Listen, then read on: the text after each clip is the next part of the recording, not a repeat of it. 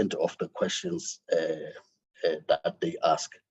But from time to time, the content advisors in putting up a report will also look at it against the themes that may have been shared with members. So I just thought it's important to clarify that point, that we would not want to draw the content advisors to a political process, because in the main it's done with members proportional to party representation. We expect members to still behave as members of parliament, but we cannot rule out that there are other influences, and the content advisors as part of the committee must still be seen to be supporting everyone, not to be representing either the governing party or anybody in that score. I hope that clarifies, Honourable Bernard. Thank you, Chair. Yeah, number one, I would never suggest pulling staff into any political anything. Number two, I would never suggest censoring anyone. But I have found in my many, many years of doing interviews very much like this one, that a standard set of questions which would cover the tenets of the legislation, they're looking for a fit and proper person, et cetera, meet the criteria of fairness, freedom of expression, the sort of things that one has to look for a member of the board. And then after that, every member would ask whatever they wanted. So there's, I would never suggest some sort of censorship deal. I'm just trying to look for a structure. Honourable Kola Bernard, for me and you, we are not far apart on that. That's why, even though there's been this issue raised, I still insisted that still guide the process so that people know the areas of focus. But like I said, we'll not censor them if they put issues to the candidates, which are really very far from what is put as a guide.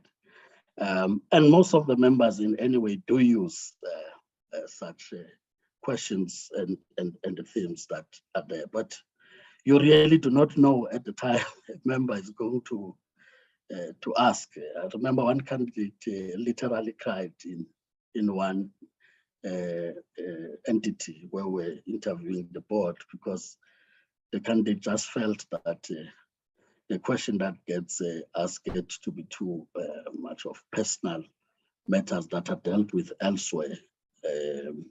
And the member was like insisting. I'm sure if you have been following, you would see. Now with the SABC board before, in fact, that was one entity I saw people fighting live on TV, that it gets to be sometimes too much political in nature. And as I say, you really put it as a guide and not as imposition to members, and members would take that and use it accordingly. But also they can't claim that it's probably questions developed with the influence elsewhere, and that the content advisors can still advise the committee accordingly post interviews, because what happens with these processes can then have implications on whether you can still take the guidance that they give from a content point of view. So that's trying to balance all those considerations, Honourable Kola Bernard. but at least you have them. But as I say, we've also not hidden the letters that have been received, because some of the candidates may appear quite early in the interviews. If members would want to question them on the matters that are raised on their names, surely they will be free to do so. So I'm just saying we agree. There should be some standard, and that's why that guide. But we don't censor, as I say, members. We had quite a going the other time where people would really want to ignore that completely, more like being censored, and they have researched questions around a particular candidate that they would want to ask.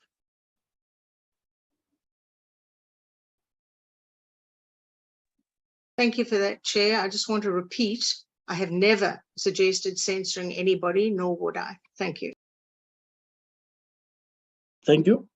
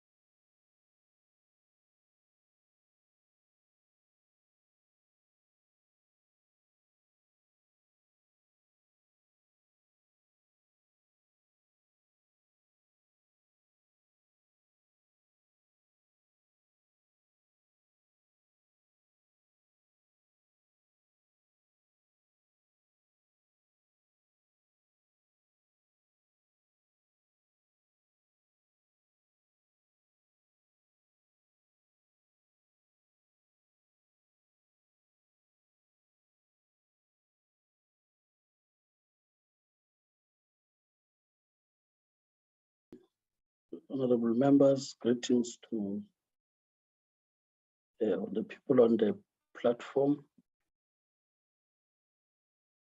in particular those from civil society who always to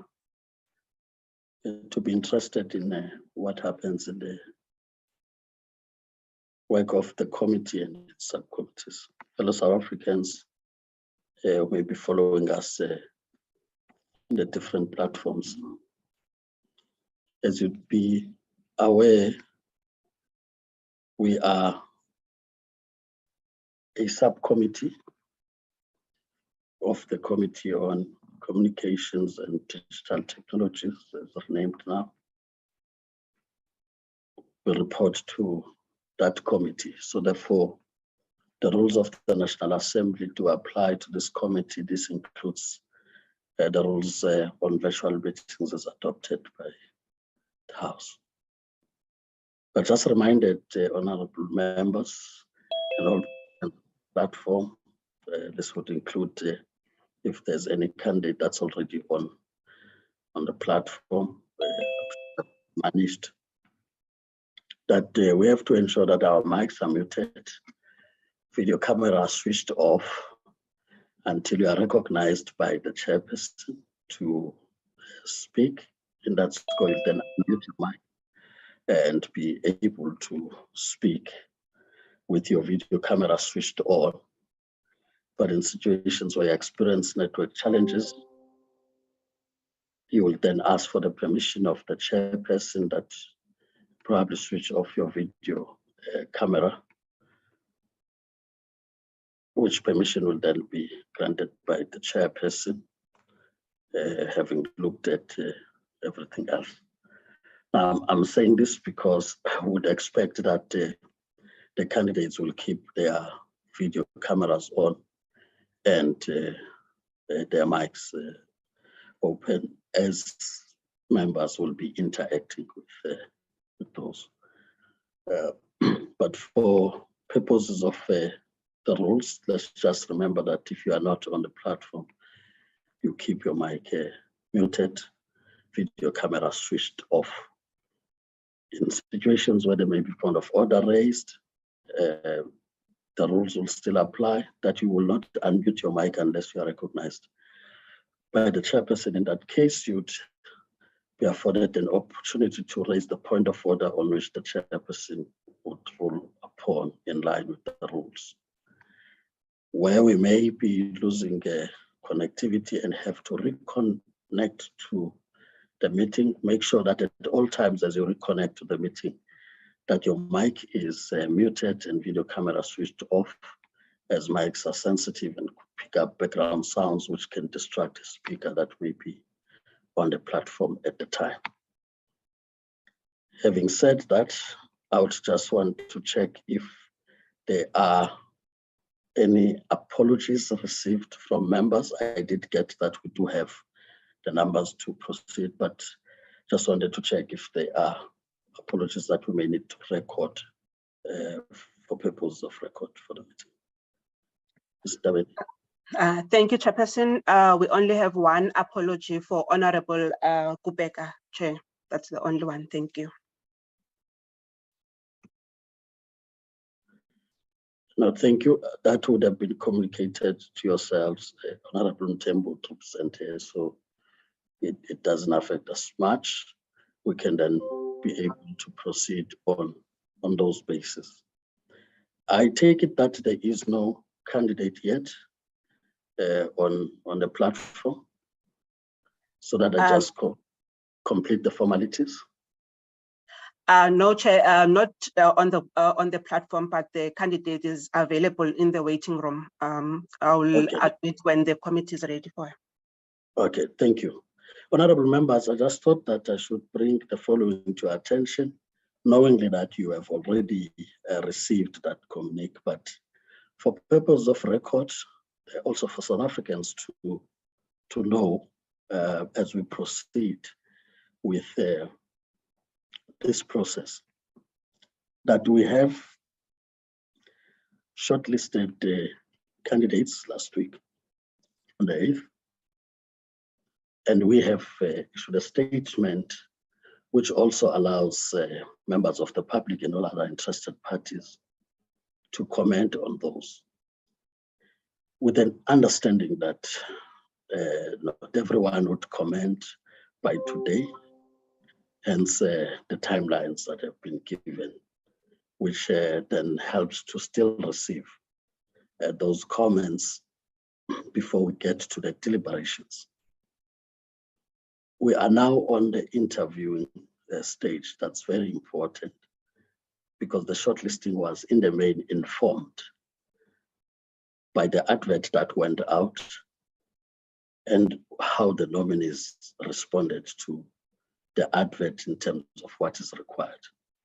And as you'll be aware, the advert does not raise any other matter except what could have been in the legislation.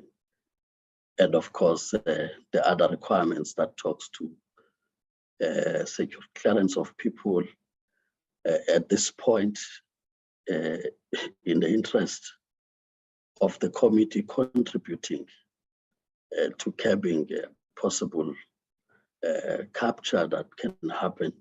We introduced also a mid-term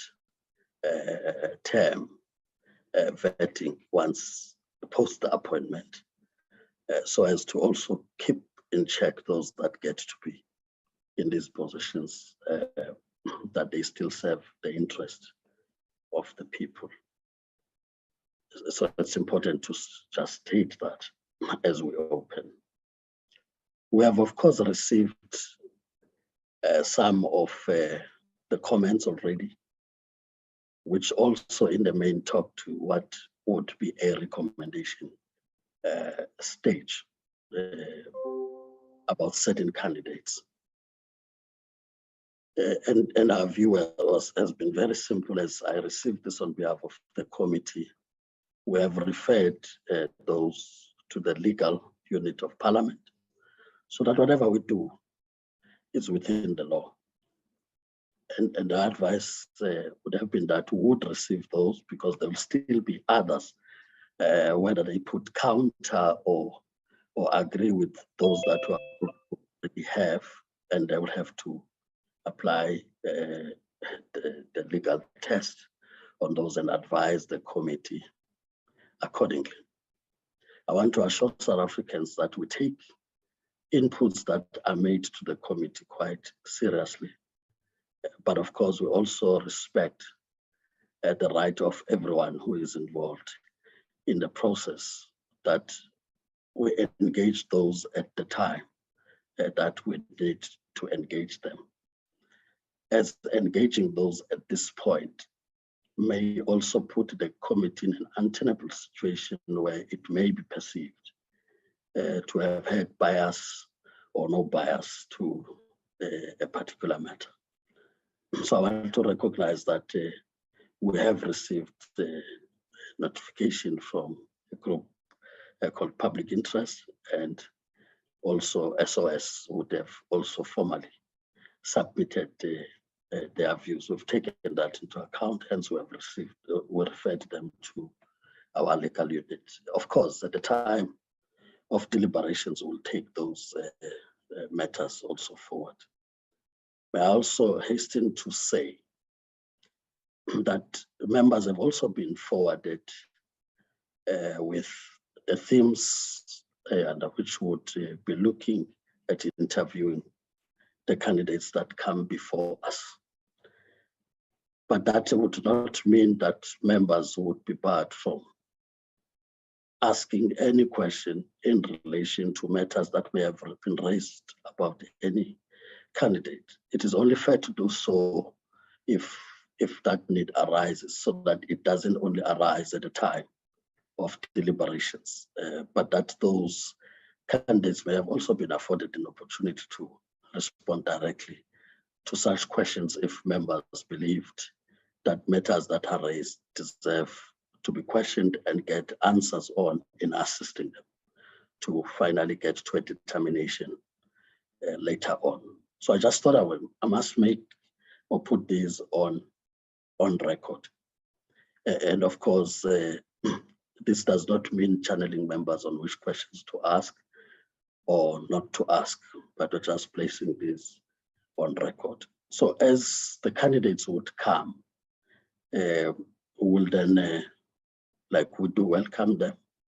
But of course, as I said, in the interactions with the time allocated, members would use that to also speak to the candidates in the way they would want to get information out of them, which assist in making recommendations later on.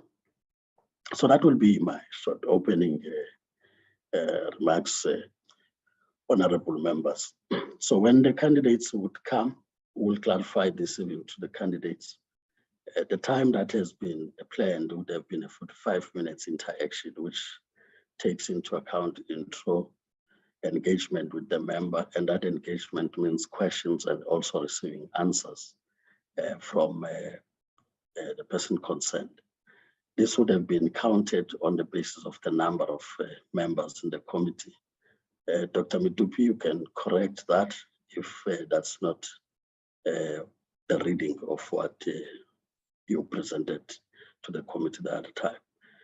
That timing, it's really allocated on the basis of the members that we have with a 5 minutes interaction, question and answer per member.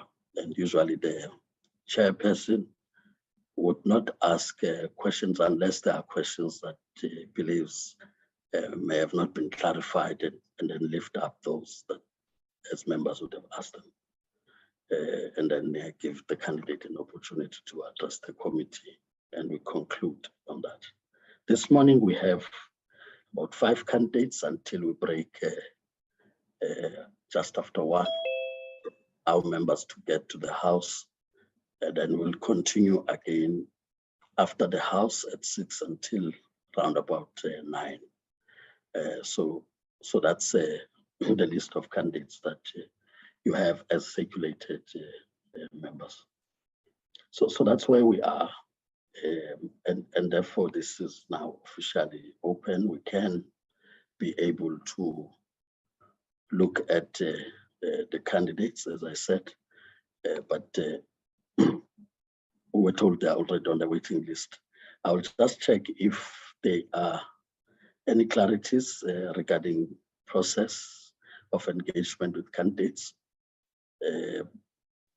so that if we can save time still, it does no harm to call them the candidate even earlier if he or she is on the waiting list, on the waiting room, and get that candidate admitted to the meeting and so engage. May I just check if there's any Chairperson? The Honorable Mulala. Yeah, mine is just a simple thing, the sequence of us asking questions, who comes first, after who, and so on, so that we don't get to ask questions at the same time. We need to have a sequence, who's starting, who's finishing. Thanks, Chair. Okay, thanks, Honorable Mulala. No, that we can handle. We'll deal with it as we introduce the members to the candidate and follow that sequence. So that's easier to manage. Thanks for the reminder, Chair. Honorable Mulala. Chair. Morning, Chair. Is that Honorable Ntembu. like it's like that too? Yeah. People want to speak. I will note you, Honorable Pambo, and then Honorable Ntembu. Honorable Pambo. Thank you, Chair. No, it's on the process, Chair. I think let's make it as much conversant as possible, as opposed to just like hands, so so that we don't have a stringent sort of process, so that we're able to then get the best out of the candidates. I think it's important that most in cases like this, especially when we have so many candidates, as opposed to just having hands for the sake of hands. So if a candidate presents, then we're all able to then pick up from there. We can follow in that way. But to then say there's a sequence, you speak after this one, I think that would be a bit too stringent for us. And it might make it too, I suppose we won't have a proper direction, but if we can at least pick up from each other, because we may have the same questions, but if someone has asked it, you're not compelled to ask the same question that has been asked in a different way. So I think that that would be the sort of an easier flow, Chair, I propose. Okay, Honorable Mthembu. Thank you, Honorable Bam. Thank you, Chair. Greetings to you and the entire panel. I just want to check, because we are traveling to Parliament. Is as a member of a panel is allowed to break while the panel is continuing with the interviews.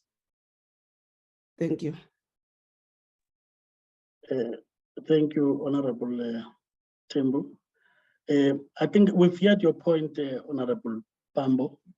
Like I said, we probably would deal that when we have introduced members. It's not really to try and be stringent. We'll also, of course, give the candidate first to speak to the committee in that brief introduction, as we usually do, and get to interact in that way. That's why I didn't really put it as a process issue. Secondly, would be Honorable Mthembu. The understanding is that we should be done before members would go to the House on the first batch of candidates, and then proceed after the plenary.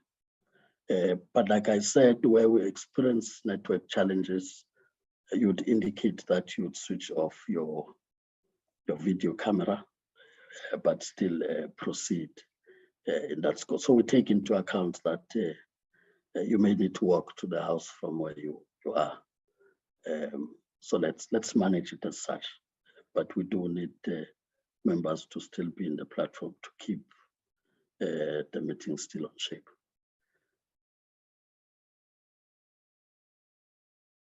Having said that, honorable members, I just wanted to check with yourselves that, as I said, it does no harm to start even earlier if the candidate is already in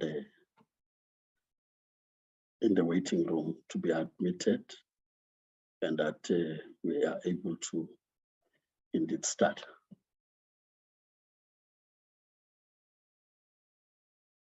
Agreed.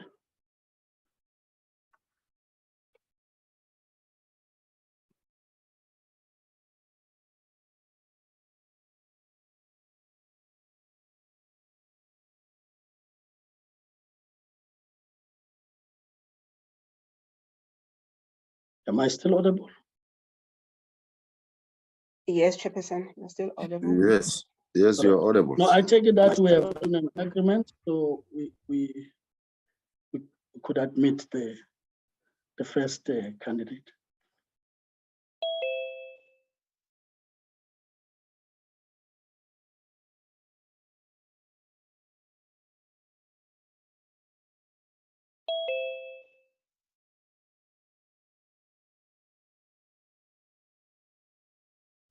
The candidate is on the platform now, Chair. And that is, yeah, for record. Yes, it's Ms. Mamudupi Mushala Mulaud.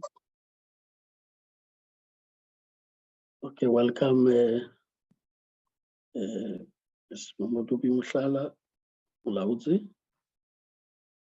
Can you hear us? Good morning, Chairperson. Good morning, honorable members. Thank you very much for the opportunity, and thank you. I can hear you loud and clear.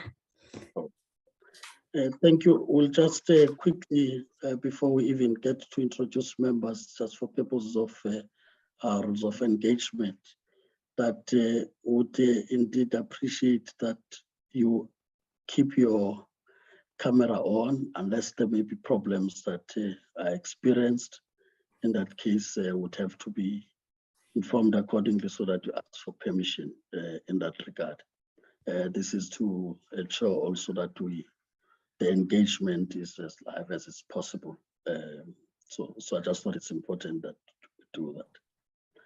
Thank you. And that at the time, you are recognized. You will at all times make it a point that your mic is unmuted and that your video camera stays on. So I hope that gets to be clearer. Maybe as just as a brief introduction, I want to say that you are now appearing before a subcommittee of the Committee on Communications and Digital Technologies. In line with the rules of the National Assembly, we have a responsibility once we are set up as a subcommittee to report to the main committee before any matter is taken forward. But I can assure you that this subcommittee is also constituted in line with the proportionality with size of the party as received from the electorate. So it is quite representative in that score as Parliament is constituted. So you are appearing before the committee, which is appointed specifically to look at the board appointment process for the SABC, for which you have been nominated for. And therefore, we will now use this as a way of engagement. And I call it an engagement because we are interacting with you in a way that you can share information that can help us to also learn more, as well as that by the end of that engagement, you can also make a reflection that you would have learned from interaction with the members. I will therefore, without a waste of time, just indicate how we're going to proceed. I'll briefly introduce the members of the subcommittee briefly, just to say who's here, from which party present. And thereafter, we'll give you 5 minutes to briefly introduce yourself, including maybe what really would make you to be one of the candidates to be considered by the committee, understanding that members would have had an opportunity to go through your CV as a person nominated, but it also presents an opportunity for you to indicate the skills and expertise that you'd bring to the SABC if given an opportunity to be in the SABC board. So that's going to be the process. Thereafter, immediately the members will interact with you. And in that engagement, we are looking at about 5 minutes per member, which will be questions and your responses in the floor. And members would engage, of course, differently, because others may ask the question and expect an answer, but others may ask the questions and then allow you to respond. So we would want to make it as interactive as it's possible, but remembering the time allocations. Thereafter, of course, the chairperson does not really ask questions. It will only where necessary to clarify a point that may have been raised, if not clear later on. And then we'll give you the 3 minutes to speak to the committee, the last point, and then from there, be able to release you and get to the next candidate. I hope that is quite clear.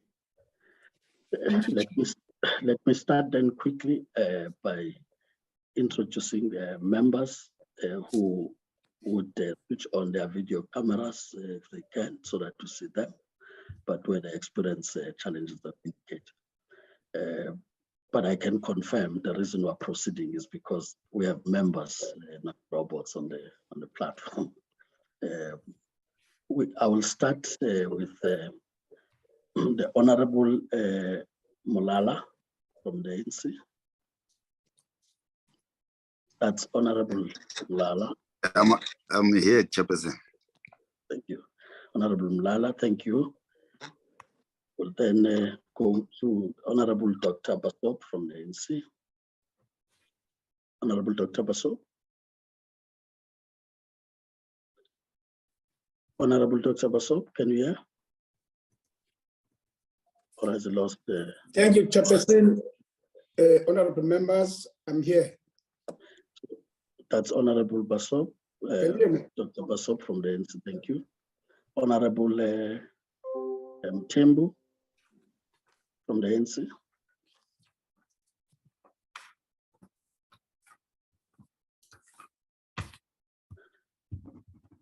You are muted, Honorable Tembu, which is just also in a way testing whether you'll be able to speak. Thank you, Honorable Chair, I'm present.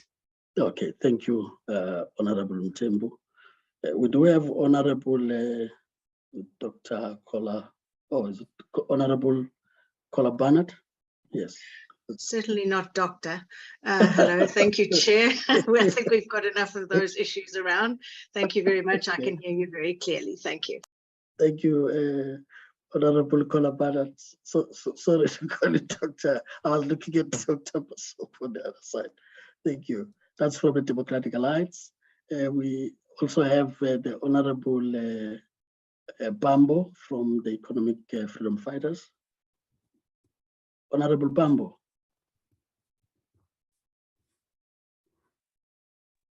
I'm here, Chair. Yeah, okay, that's. Thank you, Chair. Honorable Bambo. We then have Honorable Majosi from the IFP. Honorable Majosi, can you hear us?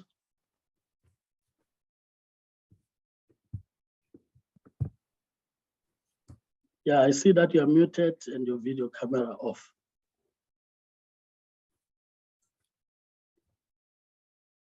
Honorable Majosi.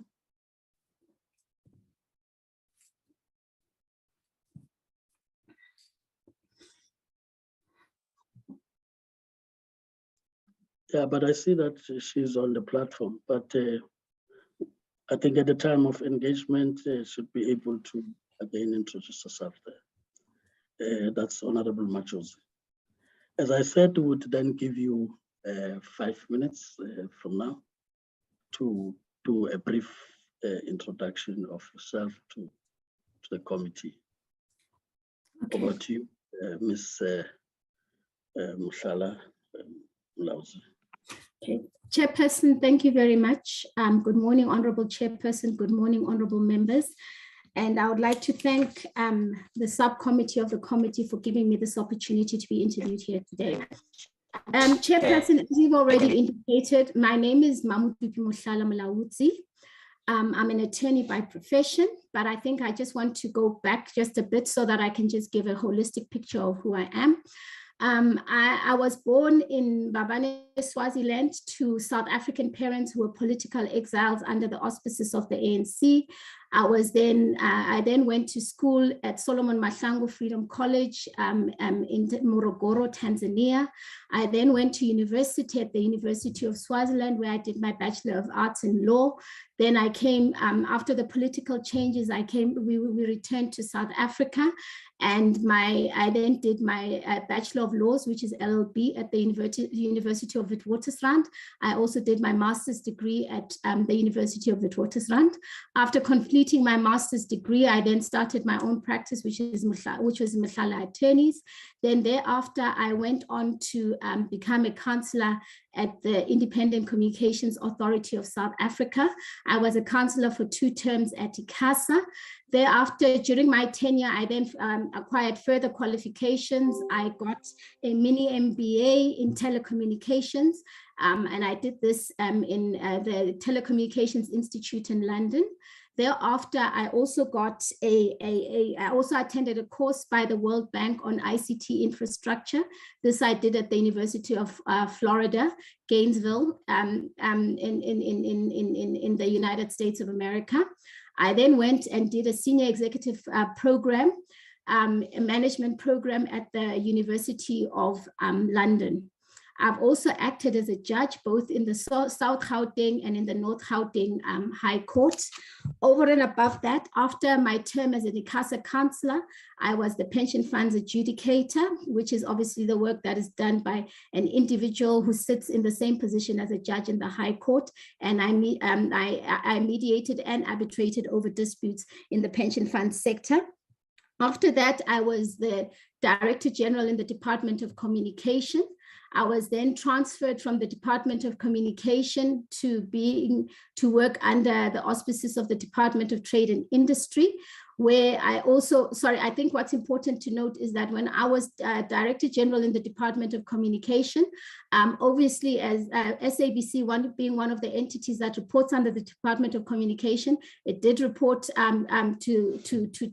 to the department in relation to its funding and financials. During that time, we interacted with the SABC. We provided guarantees to the SABC. SABC was able to get a bailout in that particular period when I was DG, and it was also able to raise funding through guarantees that were provided by government. It was also during the tenure of the period of the World Cup. We also had a successful broadcast using the SABC, and I believe that was those were important interactions. And thereafter, the SABC was moved on to make a profit in the years that followed, but unfortunately then slipped back to a challenge in terms of its funding. Thereafter, I was chairperson of the Housing Tribunal in Gauteng. I was then appointed in 2019 to the board of the SABC. And in that very same year, I was also appointed as CEO of the then Estate Agency Affairs Board, which is now the Property Practitioners Regulatory Authority. And I am currently the deputy chairperson of the SABC board, and hence my application to want to go back into the board to make sure that I finish the work that I'd already started in my position and in my tenure as deputy chairperson of the SABC. And I think it's also important to just indicate that I have come full spectrum in relation to the communications or telecommunications or broadcasting sector, in the sense that not only was I in government pure as a Director General, but I was also in the regulator for a substantial period of time, and now I am in the public broadcaster. And what are the achievements that one has been able to demonstrate? I think the first and most critical and important achievement that one must highlight is the fact that this board, which I was deputy chairperson of, has actually finished will be finishing its tenure in the next few weeks. And that is an accolade, because I'm sure you all know that a lot of the boards of the SABC do not actually reach the milestone of finishing their tenure. So I think that is one critical issue that shows that we were able to lead, obviously not me alone with the chairperson at the time. I mean, the current chairperson who's obviously on his way out, but I obviously would have been a support system in relation to making sure that the board does not become dysfunctional, but that the board carries out its mandate and is able to finalize its term. The other important accolade, I think, is obviously okay, thank you, Chair. I will go obviously into the other accolades and the achievements of the board, and how I believe that giving me an opportunity to come back onto the board, how I would be able to enhance value and make sure that the board moves from strength to strength, and that the SABC becomes self-sustaining, because that is a critical factor that needs to be highlighted in relation to the SABC going forward. Thank you, Chair.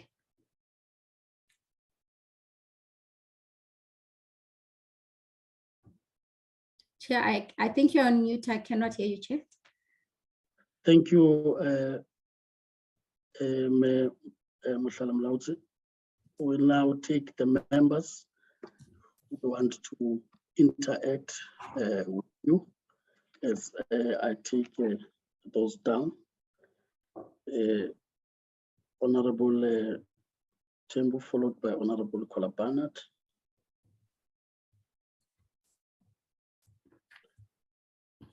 We'll proceed in that way. I will take the other hands as a move. So I said Honorable Mtembu, then be followed by Honorable Kola Barnett. Leaving any hand. Thank you. Thank you very much, Honorable Chair. Thank you very much, Ms. Mlaudzi. Mine is very short. I just want to ask you a very short question. I'm impressed about your introduction, but let me ask you a simple question. Why do you want to be part of the SABC board? I understand that you were a deputy chair, but I just want to know what is it that is in your heart about this entity. Thank you, Chair. Thank you, Honorable Mutembu. You are now recognized, Mdubi. Can proceed to respond. Okay. Thank you very much, Chairperson, and thank you for the question, Honorable Mutembu, Honorable Member. I want to go back to the SABC board because I believe I still have a lot to contribute. You will note that I indicated that we were appointed in 2019, which means that we came in for less than the 5-year period that generally would be the period that SABC board members sit. We were appointed after a contingent of board members resigned, and we were appointed for a period of 3 years to finish off their term. But I still believe that I have a lot to contribute, and critically, if I'm given the opportunity to go back onto the SABC board, the most critical issue I believe SABC needs to deal with is the fact of being self-sustaining. It's very critical that SABC cease to be an entity that lives on bailouts. I have been in the system. I have chaired the PBS-PCS committee, and I know that, and the PBS, it's the Public Broadcasting and the Public Commercial Services Committee. And this is the committee that deals with content, procurement of content, dispersing of content, making sure that we market, we sell airtime in relation to the working of the SABC. So it is at the heart of the working of the SABC. And I believe that if I'm given an opportunity, I will be able to make sure that not only do we get full value from our PBS and PCS mandate, but that we monetize the content that exists within SABC, future content to be provided, and make sure that we actually become self-sustaining. And I also just want to also indicate that we also need to get full value from the radio component of the work that we do. In the last quarter, even though this will be reported later, we did see that it's starting to be profitable, and we're beginning to see a turnaround. Even if they haven't reached target, they are starting to make the amounts that are required. In relation to the public broadcasting and the public commercial service, we are also going to start seeing serious output. We have pushed an agenda that we need to emphasize on local content. We have now been able to get the laws amended, meaning getting an exemption from the Public Finance Management Act and the Preferential Procurement Act, in terms of which now SABC will be able to procure content without undertaking a lengthy procurement process. We've been able to make sure that the procurement processes have been reduced from 120 days right down to 60 days, which then makes us competitive, because what was the biggest hindrance with regard to procurement of compelling content was because our procurement processes were lengthy. By the time we complete our procurement processes, you would find that a good production has gone to the competition. But now with these amendments, I think we are able to do better. Thank you very much. Okay, thank you, Chair. I now recognize Honorable Kola Barnett, would be followed by Honorable Machozi. Thank you very much, Chair. Good morning to you. Yeah, I've met people who think you are wonderful. I've met people who don't. So I'm in an extraordinary situation of seeing many sides to this application. Many issues about, on this, your CV, of course, it lists the Property Practitioners Regulatory Authority, CEO, but you have been suspended. I have read through the forensic audit, which has a litany of damning accusations. And the SABC board, so much of it is about perceptions and public trust. And so that is a huge issue. Of course, one is innocent until proven guilty, but that forensic audit is quite something. So that's one issue I'd like you to address. Secondly, I'd like to know if you supported the sacking of the head of news, who was then totally exonerated by the CCMA. however, not return to her position, which I found quite odd.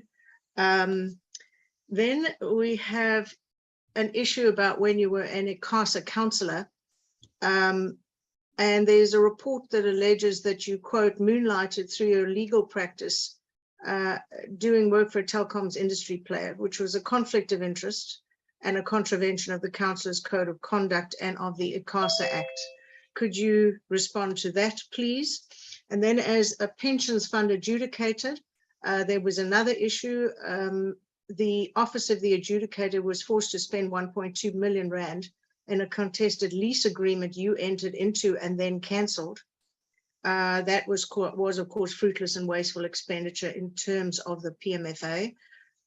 Could you also answer to the issue that you were moved to the Department of Communications but then fired in, quote, the wake of an exodus of senior management from the department? Please give your input there. And of course now is the issue with the Property Practitioners Regulatory Authority. Huge issue, an astonishing litany of potential criminal actions. I don't believe criminal charges have been laid, but that is being apparently looked into. So as I say, it's about perceptions, public perception and trust. Could you speak to those issues and explain all of them, please? Okay, thank you, very honorable member Barnard. Okay, first of all, you raise an issue that there are people who think highly of me and then there are those who don't think highly of me. Member, I want to assure you, I'm a woman of integrity and I'm a woman who has had a clean stint in the public service. And I have been in the public service for a period of over 20 years in this year. And I have a passion for the public service. I want to serve my country. Difficult as it may be, challenges as they may be, I believe that I am best suited for the public service. I am a qualified Black female, and I have a lot to contribute towards the enhancement of not only the public service, but enhancement of my country. I am one of those people who want to make sure that I do the best for this country. Now, going specifically to the questions that you have raised. First of all, let me start with the first one in relation to the PPRA. I think you asked it twice. You asked as a first and a last question. With regard to the forensic audit report, you are even better positioned than me because strangely enough, there is a forensic audit report that has been put out to the public. And I hear from what you've said, you have had sight of it. I, as a person who's been implicated in terms of that forensic audit report, has not been given an opportunity to look at that report or to even comment. And I'm sure as a person who knows governance and who knows procedure, you would know that it is highly irregular that a forensic audit report can be completed, finalized, and put out to the public without the person who's implicated being given an opportunity to actually have a look at that forensic audit report. But having said that, there is a disciplinary process that is underway, and I am not one who has run away or shied away from the disciplinary process. I have said I will partake in the disciplinary process to make sure that I clear my name. If I had something to hide, I would be a person who would have run, who would have disappeared, but I have stayed the course, difficult as it may be. Secondly, I find it to be highly unprocedural that a board can go out publicly with the findings of a forensic report and even give it to members of parliament without the disciplinary process being complete. Because I'm sure you know that the disciplinary process is sub judice. So the procedure that has been followed is very strange. And the only thing I can point to is the fact that there is someone out there who wants to jeopardize my chances of going back onto the SABC board. And that is a direct violation of my constitutional right, because in terms of the Constitution, I am entitled to, I have a right to economic activity, and that right has to be protected, not unless there is a finding to the contrary. And right now, as I sit here, there is no finding against me. I also want to refer the honorable member to section, I think it's section 16D of the Broadcasting Act that speaks to circumstances under which a person can be disqualified from being a member of the SABC board. And it specifically states that you are only disqualified if you are convicted of an act of theft, fraud, dishonesty, and corruption. And as I sit here, 20 years in the public service, I have never, ever been found guilty or dismissed or in any way suspended in relation to any of those acts. But most importantly, please let us apply the law properly. It talks to a conviction, not a charge. And I still believe that I will have my opportunity to defend myself, and at that forum, I will clear myself. But the other critical factor I need to raise, Honorable Member, is the press release by the board does not speak to the fact that I am a whistleblower, in the sense that even the chairperson of their own disciplinary hearing made a ruling to the effect that the disciplinary hearing could not proceed under the auspices of a chairperson appointed by the employer. Because as a whistleblower, I would not stand a fair chance of having a fair hearing. The chairperson of the disciplinary hearing then gave an order that my disciplinary hearing should be conducted at the CCMA, so that I have an objective chairperson presiding over my matter so that I have a fair hearing. And I want to emphasize that yesterday I received a letter from an individual. I think his name is Tebogo Kas, who was complaining about me participating in this process. And he raised an issue around the fact that there's been allegations against me in relation to the pension fund, and I've been a pension funds adjudicator. Now, even if this matter is sub judice, it is important I deal with this issue of the pension funds adjudicator, because it has been raised so many times and it is not being put in a proper factual context. But before I go into that, I'm just going to ask Chair that I explain this, that I find it very strange. Tebogo Kas, the very gentleman who wrote the letter, is reported to have said whistleblowers must be protected in terms of the Zondo Commission. But when it comes to Mamudupi Muhlala, who is a whistleblower, I wrote to the public protector, I wrote to the Public Service Commission, raising concerns about the very same chairperson of the PPRA board, because he himself has been suspended in 2 previous positions in government. And at the time when I was still CEO, I started to pick up improprieties in relation to interference with tender processes. Please go and look at my court application. I have said it under oath, and I have stated the instances where I started seeing that board members were interfering in in procurement processes. Lo and behold, the next thing, I'm under suspension. But I don't want to go into the detail, because I've been advised by my attorneys that this matter is sub judice, and I will deal with the detail when I get to my disciplinary hearing. But I want it to be understood that I'm sitting here as a whistleblower, and I am supposed to be protected in terms of the Protected Disclosures Act. So these allegations that are being raised against me are actually highly improper. And as I've already indicated, I will be writing to the Human Rights Commission. I will be writing to the Gender Commission, because I feel that as a Black woman executive, I am being treated differently, because even the people who sit on that board have got forensic audit reports that have been made against them, but those have never gone public. But in my case, it's even worse. They've gone public without giving me an opportunity to respond. Then the other issues, if I can just briefly, Chair, you made assertions about me having been there's a report at ICASA that I was moonlighting, etc., and that I was moonlighting for a telecommunications operator. Honorable Member, I'd really request that you name that telecommunications operator, because when I was councillor at ICASA, I at no point in time ever had a conflict of interest. And even the allegations in relation to moonlighting, that was never investigated. I was never given an opportunity to respond. And if my memory serves me correctly, the very same gentleman, Tebogo Kas, raise those allegations, but never put proof on the table. And I have never, at any point in time, represented a telecommunications operator when I was a councillor at ICASA. And I would really like them to substantiate it and indicate which operator that was. I have never had a conflict of interest.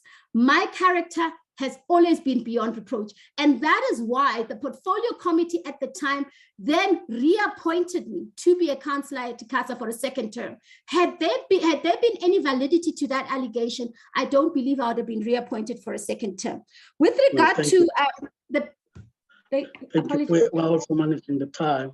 I think you've really tried to level best to get to the number of questions that Honorable Kolabana would have asked, and I'm sure she would agree to that. But I'm sure you would not want to come back, Honorable Kolabana, to talk about telcos and so on. You were making a reference to a report that's been there, which has now been responded to.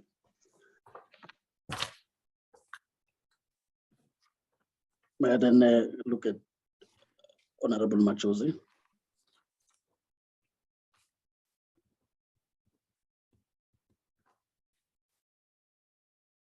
The Honorable Machozi?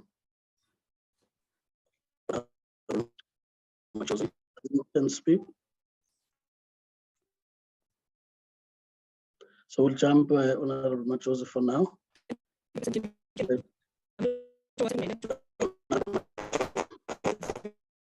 Yeah, Honorable Machozi, we can get back to you once you can switch off your video camera. Just switch off. Let's see if there's any improvement. I'm frozen.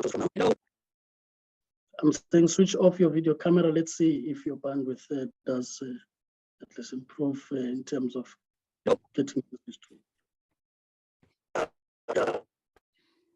So we can't hear you. So we'll then move to the next one, which will be Dr. Basso.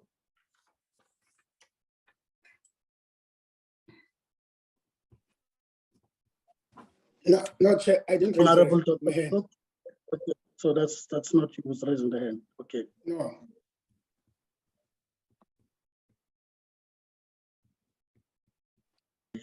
Deep Bernard. May I then is that Honorable Mlala? Yeah, I don't see you recognizing my hand. Is it been Yes, up? I took the hand down, Honorable Mlala. So I was going to come to you in that way. So you can then proceed. Tabasobu. Can you hear me? No. Yes, I can hear you, Chair. Okay, proceed. Thank you very much, Chair. Thank you, Mrs. Mami Dupi Mulaudzi Muthala. I don't know which one comes first. Muthala Mulaudzi. Yeah, thanks. Madam, you have been on the SABC board. Now, in terms of the report on my table, SABC has got a net loss of 210 million. And your collective could not do a proper oversight. How do you turn around the situation so that if you were to be appointed, how do you make sure that we don't have such losses? The second question would be around, in your view, there were 5 pillars of your turnaround strategy in the SABC. In your view, have you managed to turn around the SABC for the last 3 years? Because in terms of your bail conditions, those were the key pillars that you said you will achieve. In your view, what has been the challenges and why have you managed to turn it around? If not, why? And how are you going to do it if you were to be appointed? And maybe the last question would be, there's always been a debate about the balance between the commercial arm and the public mandate in terms of the SABC, whether the commercial arm remains an entity outside which has nothing to do with the public mandate, or whether we should have a balance between the two. Somehow the commercial arm should also be able to fund the public mandate because it's using a public institution to make commercial gains. Now, I need your view on that. Those are my 3 questions. Thanks, Chair. Thank you very much, Honorable Member, Honorable Malala. On the issue around the net losses that we have suffered as the SABC, it is a fact that we have suffered losses. We have remained qualified over the period of over the 5-year period, and on top of that, the AG has raised concerns about us remaining an ongoing concern. These are very critical and very important issues that we need to address as the SABC. And I do believe that we are at a point whereby the turnaround strategy is beginning to deliver some dividends. If you note, I spoke earlier that in terms of our properties on radio, we are beginning to see a profit, even though we haven't reached targets, but we're beginning to see some profit coming from that. And I do believe that there is a need to increase the revenue and increase our revenue sources. And I believe that the AG has also spoken to that the only way for us going forward is to look at revenue, look at new sources of revenue, and make sure that we get full value from that. How then am I proposing that we obviously look at our turnaround strategy, improve efficiencies, and obviously update it in line with recent changes and recent developments within the industry? Digital migration, I believe, will be obviously a very welcome and very important tool that we will utilize in terms of making sure that we turn around the SABC. And the minister has also been very emphatic around digital migration. And I do believe it will happen and it needs to happen, because not only will it help the SABC from the point of view of making sure that we have access to different platforms and digitized platforms, but it will also make sure that we expand our offering in the sense that we can have new channels. We'll be able to put in place a news channel. We'll be able to put in place educational, health, entertainment, and we'll also, most importantly, be able to also deal with issues around our unfunded mandate. And I just want to elaborate just slightly with regards to these channels and how we see them, how I see them going forward and how they can add value. Let's firstly look at news. It's very important to monetize news. News is a very critical element that we can use to actually make sure we get into the digital age. We need to make sure that we not only centralize news in relation to news that happens in the urban areas, we must evolve it to the provinces, to the regions, collect news, and make sure that that is our value proposition, because a lot of the broadcasters are only dealing with news that happen in the metropoles. If we start to look at unconventional areas, which is your regions, which is your provinces, and make sure that we get news from those particular areas, we will start to create a new market for procurement of news, but most importantly, we'll also be able to create a new appetite, which means we get more revenue because we'll be able to attract advertisers in relation to that. With regard to content, I think it's very important we look at local content. People want to see themselves. I think even with your big established broadcasters like BBC, they have shown that local content or content that relates to the people that are consuming it is very critical. They've sold their content to the Commonwealth and they've made a lot of money. We can also create our own local content. And I believe that it's very important that we do so. And the SABC had already started doing that. The Committee of PBS-PCS has not only appointed a person who's going to push with regard to local content, but we've reduced the procurement time. But most importantly, this content that we produce, we can then sell to the diaspora, we can sell it to the African continent.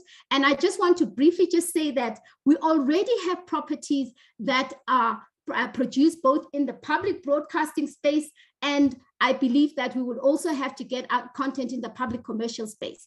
Now, with regard to the public commercial space and answering your question around that, I believe that public commercial, the public commercial broadcasting service wing of the SABC, it has always been the intention, even in terms of the Broadcasting Act, that should be the source of the biggest source of revenue for the SABC, so that we can obviously use that income from the commercial broadcasting wing in order to make sure it funds the workings of the SABC going forward. But unfortunately, to date, we haven't been able to really use our commercial properties properly.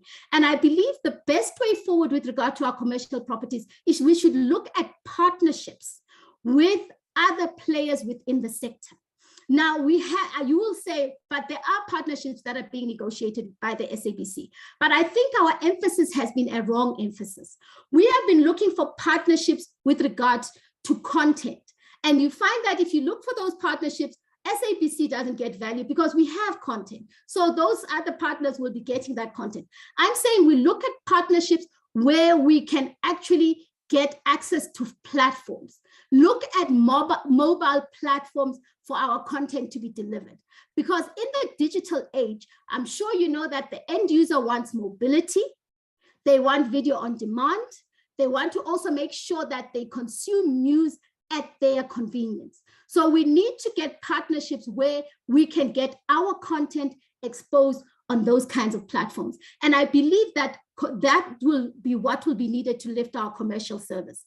But over and above that, I spoke about, so that would be from the TV side. Even from a radio side point of view, we need to look at entities like your Channel Africa.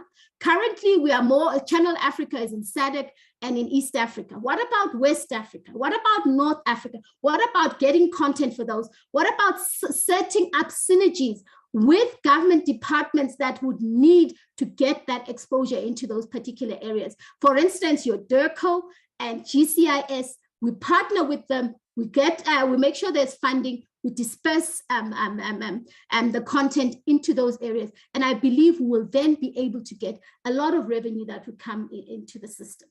The other important issue that you raised, Honorable Member, and I'm closing off, Chair, is in relation to the issue of the unfunded mandate. The unfunded mandate has been looked at by the SABC as being a burden. I do not believe it is a burden. We should actually start looking at radical ways in which we can monetize the unfunded mandate. And I'll just be brief on this. We need to enter into agreements with the relevant departments, for instance, your GCIS, to get exclusivity to the content that forms part of our unfunded mandate, especially your public broadcast, your national broadcasting content. We then should be, as the SABC, be the ones that then on-sell that content to our fellow broadcasters, whether they be your conventional broadcasters or be those on social media. And from that, we would then be able to get revenue.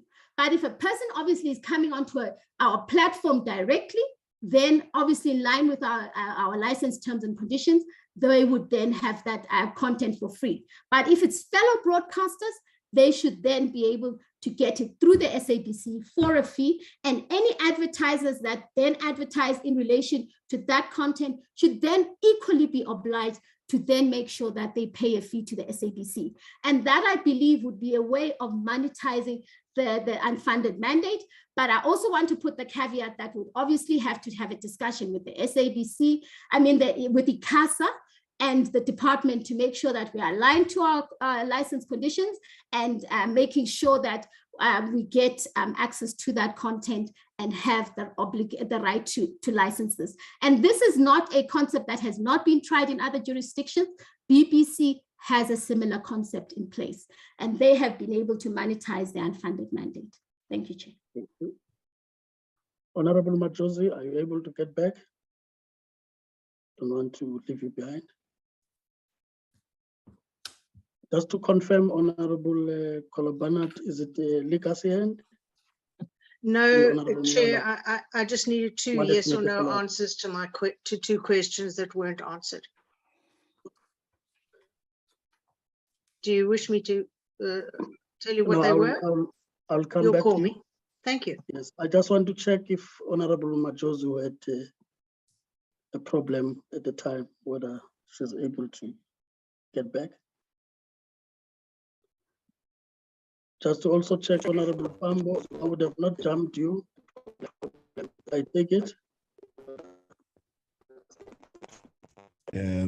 Chair? No, you didn't, Chair. But Okay. maybe you are asking me to.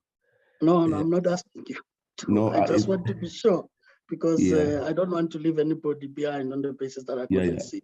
No, I'm Yeah. fine, Chair. All right, thank you. Honorable Majozi, you seem to be struggling.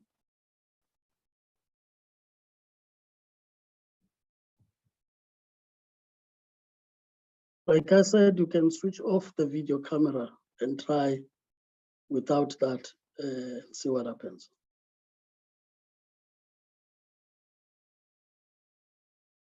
So as we have that, Honorable Kolobanat, you were saying the two questions, you wanted a yes or no? Yes, Chair, I realize we have time constraints. All I need is yes or no answers. The first, I realize we have time constraints. All I need is yes. It's unless it's me, I really can't hear Honorable Majozi. Shall I continue, Chair? Yeah, Honorable Majozi, if you can also put it on the pet platform, if that assists. Just put your questions there, we can read them out for you. Whilst you do that, Honorable Kolobanat? Yeah, thank you. Just the two. Did she or did she not agree to the irregular sacking of the news head? That's a yes or no. And could she confirm, was she fired from the Department of Communications? Yes or no? That's all I need. Thank you. Thank you, Ms. Thank you, Chair. Salam-Lauzi. Thank you very much, Chair. No, I was not fired from the Department of Communication. I was actually transferred from the Department of Communication to the National Consumer Commission. So I was never fired from the Department of Communication. Secondly, with regard to what was my role in relation to the irregular sacking of the head of news, you will note that the head of news reports to the CEO, and the whole disciplinary process in relation to the head of news was undertaken by the GCO and the COO. So the board was not party to that process. We received reports, we exercised oversight, but that was an operational issue and the disciplinary was undertaken operationally. Thank you, Chair.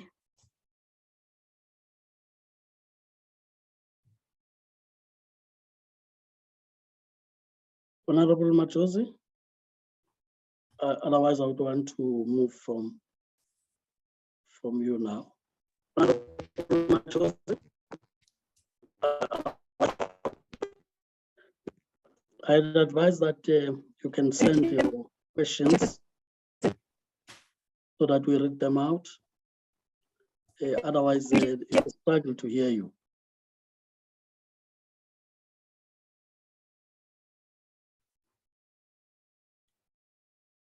I think once Honorable Majozi does that,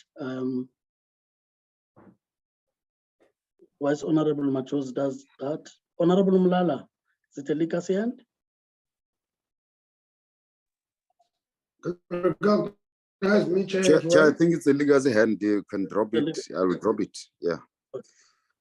Is that Honorable Dr. Pasop? Yes. Yes, proceed. Thank you very much, Chairperson. I've got only one question to the candidate. On the state capture report, Chairperson, it reflects a number of mismanagement of funds as well as corrupt practices within the entity. So what mechanism do you think can be put in place to recover those funds that belong to the entity? Thank you very much, Chair. Okay, thank you, Chair. Through you. Honourable Member, you are correct that there have been these findings, even though the board has not had an opportunity to fully analyze and assess the findings, because the report was presented recently. But I do believe that there are two ways in which we can firstly prevent against further challenges from a corruption point of view and an abuse of funds. That is obviously making sure that in terms of the workings of our Audit and Risk Committee, we tighten the workings of the internal auditors. We also tighten the systems around procurement. And as I already indicated, procurement of content, there has been an exemption provided, but there's strict terms and conditions around reporting, not only to the committee, but to executive management, to make sure that on an ongoing basis, we monitor to make sure that there are no transgressions or failures to meet procedure, which would then open us up to corruption. Even with regard to audit and risk, there have been issues around irregular expenditure or fruitless and wasteful expenditure, and that obviously emanates from contracts that are concluded. The relevant committees, and one of the committees which I chair, which is the Social and Ethics Committee, on a regular basis monitors any irregular contracts or forensic investigations that have been undertaken to make sure that the findings are fully implemented, but also make sure that all contracts where irregularity has been picked up or where there could be a potential for irregularity to be picked up, there's ongoing reporting, not only on a quarterly basis, but we as subcommittees of the board have also called for reports in between meetings so that we can actually make sure that on an ongoing basis, if not on a monthly basis, we get full reports, full information in relation to what is being done. But it mustn't be misunderstood that we are now multiplying our meetings. These reports come electronically. We assess them, we discuss them at the quarterly meeting if there's a need for discussion. But that is the method by which we are actually making sure we keep full oversight. We don't wait until the audit before issues are dealt with. We are on an ongoing basis making sure that we keep full oversight without being accused of being unduly operational. But we do keep that monitoring in place through the Audit and Risk Committee, through the Social and Ethics Committee. We make sure that there is that ongoing monitoring from a procurement point of view across the board, and also in relation to how there is a proper rollout in terms of the strategy of the institution. And overall, the board is the one that then ultimately analyzes the reports, checks that they're satisfied with the reports. If we're not happy with the reports around how spending is being done, and if we do suspect that there may be consequences of corruption or any maladministration, we then immediately intervene, set up a subcommittee that will then have closer scrutiny in relation to those particular transactions. But I'd like to say that even though we have irregular expenditure, we have suffered a loss and we remain qualified, we have cut down and reduced drastically the losses of the institution. And we had been hoping that this financial year will be unqualified because of the very improvements that we've made. But it seems that we still have not really cut the threshold. But we do believe in the next financial year, if we start dealing with issues of ongoing concern, which means increased revenue in the institution, and also tighten with regard to the monitoring by the Audit and Risk Committee around supply chain management and such spending, it will then obviously make sure that we get an unqualified audit, even if it still has matters of emphasis, but it will be unqualified. Thank you, Chair.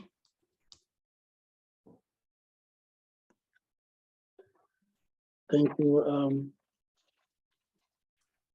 Dr. Basop. I just wanted to check if Honorable Machozi is really covered, because she does indicate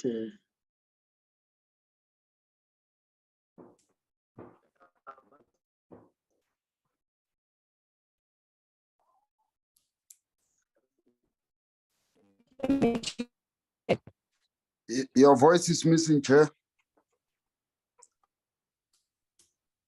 Thank you. All I'm saying is that if you look at the chat, Honorable Machozi has placed a question there. I hope you can see that. given that a gadget is giving her problems, should want to check what you have contributed in the current SABC board. Then she also speaks to the issue of the salary that exceeds the threshold according to Treasury, and your contributions to make sure that this is managed accordingly. And of course, also the irregular expenditure, that they see improvement, but what more could be done so as not to go back, if you do go back to the board. So those are the questions. You can respond. I'm sure she's able to hear. Okay. Thank you, Chairperson. The issue around the salary that has exceeded threshold, that is something that the HR committee, together with the executive who's responsible for HR, that would have to be looked at to make sure that we don't have those kinds of transgressions. And if consequence management needs to be undertaken, then the consequence management should then be undertaken. And where necessary, if money needs to be paid back, money must be paid back to the institution, because we all know that if a salary is beyond the threshold and it is found that the salary is beyond the threshold, then that particular individual or employee would then have to be expected to then refund the institution in relation to the overpayment that they have received. Secondly, with regard to irregular expenditure, yes, I do agree with the honourable member that there has been an improvement, but we need to get out of this particular sphere, because as the AG has made it very clear to us that this is highly unacceptable, and this is the issue, one of the issues that keeps us qualified. It is very, very important that we make sure that in relation to irregular expenditure, this is completely removed. And I do believe that the finance department has also indicated that some of the irregular expenditure comes from supply chain processes that are not fully realized or followed properly because they are understaffed. So the critical issue would be to make sure that we capacitate finance, we make sure we capacitate it with skilled people, we capacitate supply chain management, which falls under finance, and we also capacitate it with skilled and relevant people, so that going forward, we have proper monitoring tools, we have people on the job that will do a proper job in relation to monitoring, and that are skilled, so that we don't continue to face the same challenge. But over and above that, I think it's important as part of the board's oversight to keep a very close eye in relation to issues that relate that have caused us to be qualified, so that on an ongoing basis we make sure that we start to monitor, we keep records. If there is any impropriety in relation to contracts that are concluded, those are then terminated timeously or rectified timeously through Treasury processes, so that we don't have a situation whereby we keep on having these contracts classified as irregular expenditure. But I also want to indicate to the committee that there are two critical contracts that have kept us qualified, which we have now dealt with. The first one is in relation to the lease, the Mbombela lease in Mpumalanga. The Social and Ethics Committee, which I was chairing, has now been able to make sure that we navigate out of those troubled waters. And I would want to say that in terms of our close-off report, we have now indicated that that contract with the service provider that was questionable is no longer on the books of the SABC. We have been able to procure alternative premises in Mbombela, and going forward, there is a process that is unfolding that will deal with the long-term contract for the Mbombela offices. Secondly, the security contract, which was also problematic, has come to an end and is no longer on the books of the SABC, and a new security company has been appointed. So we do believe that in the next financial year, if we keep our eyes on the contracts going forward and no future irregular contracts are entered into, we should get a clean bill of health in relation to that. Thank you, Chair. Thank you. Maybe just, as I said, I don't ask questions. It's just to be clear that I understood what you were saying. You said you support BDM and you see this as an opportunity for the SABC. So I just want to be sure that I captured you properly. And I'm raising this in the context that there would have been statements before from the SABC collective showing the negative impact of that. So if you can speak to that, so if I've captured you wrongly, you'd indicate. The second clarity I need, where you were mentioning going into the continent and so on, looking at all other ways of improving revenue streams and so on, which I'll say ideally it sounds good, but being a current serving board member, deputy chair of the SABC board, have you been able to raise these in your discussions where you are looking at revenue improvement? And if not, why? If yes, what could have been the reaction in that regard? Because as reports that as recent as the one that has just come before the portfolio committee, clearly from where we are, revenue sources are not improving as expected. After we would have put out the bailout that Honorable Mlala was referring to. So if you can just clarify me on those. Honorable Kolabanat, is it a point of order? Chairperson, it's on exactly the issue that you're discussing. I just wondered if she was perhaps aware that regional TV was tried and shut down, that the regional offices are slowly but surely being eroded and shut down, and that there were offices pretty much all over the world, but proved to be unsustainable. So many of those proposals have in fact been through the system, been tried, and were not successful. Is she aware of that? All right, so you then, as you respond, clarify the point even better. Over to you. Thank you very much, Chairperson. If I can respond to the questions in the reverse order. Chairperson, with regard to the questions that have been raised by the Honourable Member Barnard, I'm very much aware that there have been attempts to actually introduce regional offices and to collect data from a regional basis from the provinces and from the regions. And then this was aborted by the SABC, and they cited cost as a factor. Now, if you recall, if you listen to my submissions closely, I spoke to a manner of collection that is different, and I also spoke to the fact that circumstances are somewhat different from the time when these were aborted.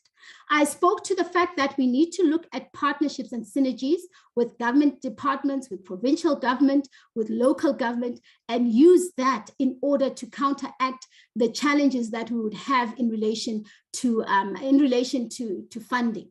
And I do believe that we have now got cases or instances where it can be shown that on digital platforms, these particular offerings can be put at a fraction of the price. So I am proposing that we still go back and try it, but refine it in a different way. We look at partnerships in order to create the relevant synergies and deal with the issue of cost.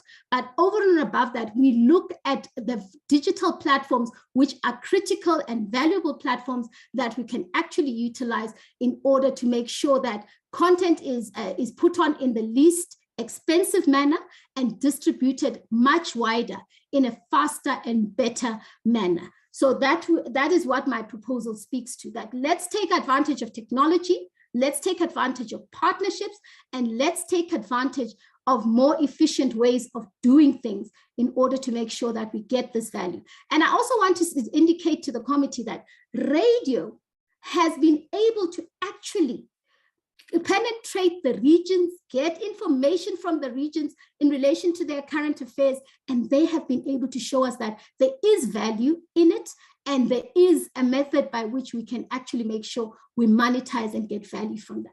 Look at Ukozi, look at Listedi, look at Mutsweding, look at Tobela FM. They deal with regional issues, they deal with regional content to a large extent, and they have been able to monetize a public mandate. So that is critical, and we need to learn from it and grow it even into television and other spheres of the business.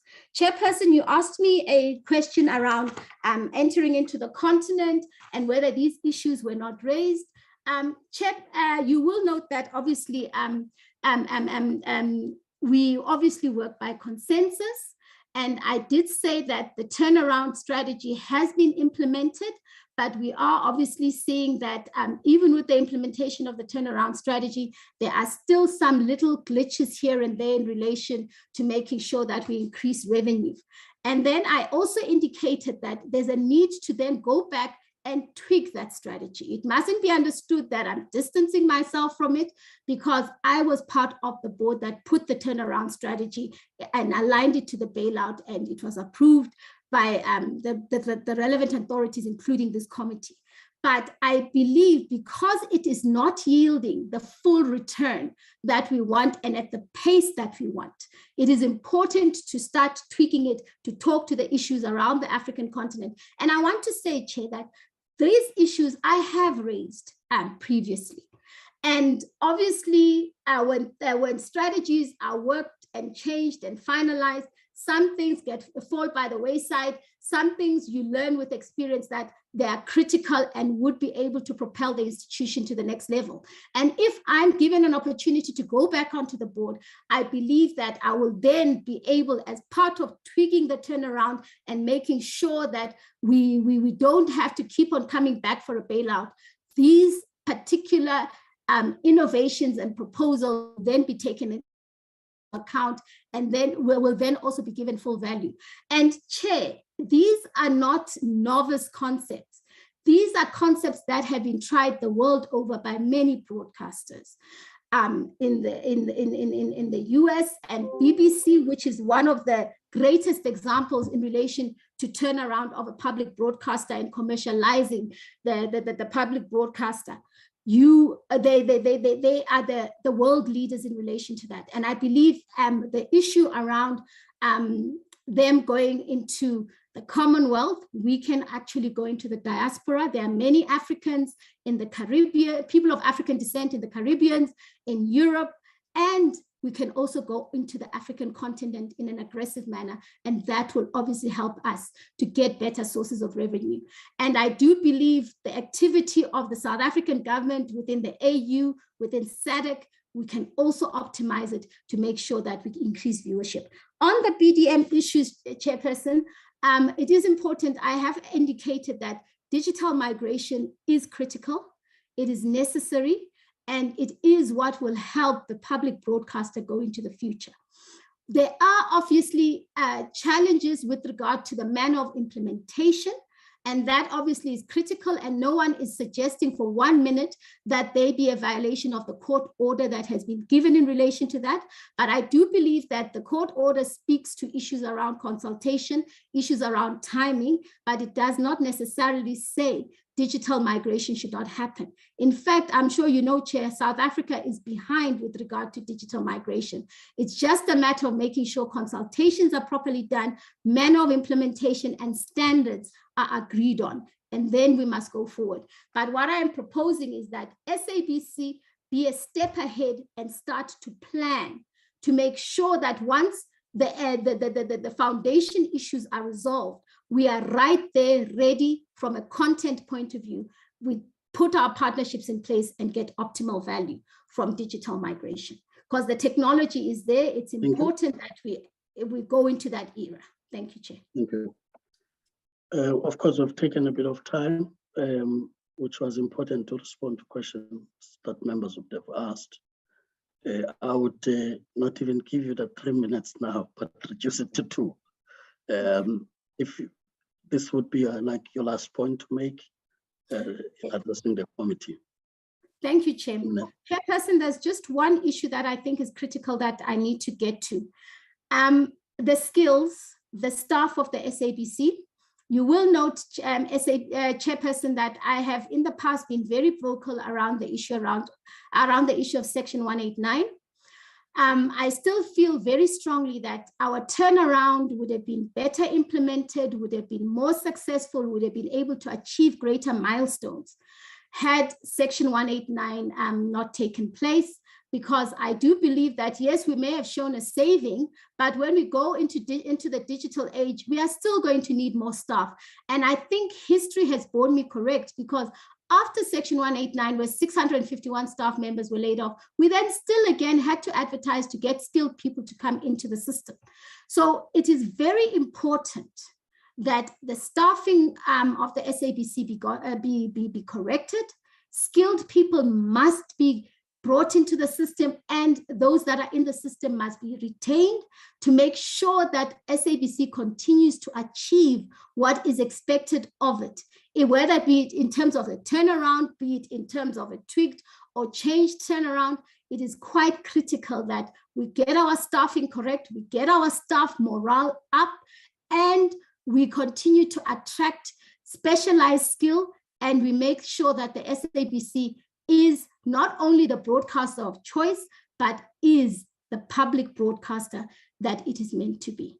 Thank you, Chair. Thank you. Like I said, we are a subcommittee. We have now come to the conclusion of interactions with you. And as a subcommittee, we report to the committee itself. And then processes get taken, as you'd be aware. Thank you, Chair. For purposes of making follow-ups, I can simply indicate that we have the administrative support that has been interacting with you in preparation for the interviews. If there are clarifications to get, you'll get from them. But otherwise, our processes are open to the public. You'll still be able to follow up until a presentation is made to the House for the House consideration. And later on, it will be out of our hands, but in the hands of the President. Thank you for making time and sharing experiences with the committee. And I'm sure as we end, we would have learned a few things from what you've raised with us, as well as yourself. Surely you would have learned from questions that the members would have asked as a way of interaction with you. We thank you as the admin will assist us in getting the next candidate. Thank you, Chairperson, and thank you, honorable members, for the opportunity. Thank you.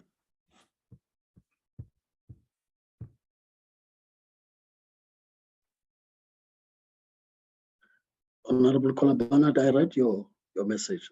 I understand you very well. We have the 45 minutes allocated, but you'll understand the questions asked by members that they needed to be responded to, especially because there were issues that have also come up in the process. So, of course, it would be fair to every candidate that comes before us. Neither do we get to a point where we would keep them if they are answering questions differently, like in a short and so on. So it was important that we get all questions responded to. So I've noted what you've put, Honorable Kolabana. As I said, administration helped us to offload the candidate and get the new candidate on the platform.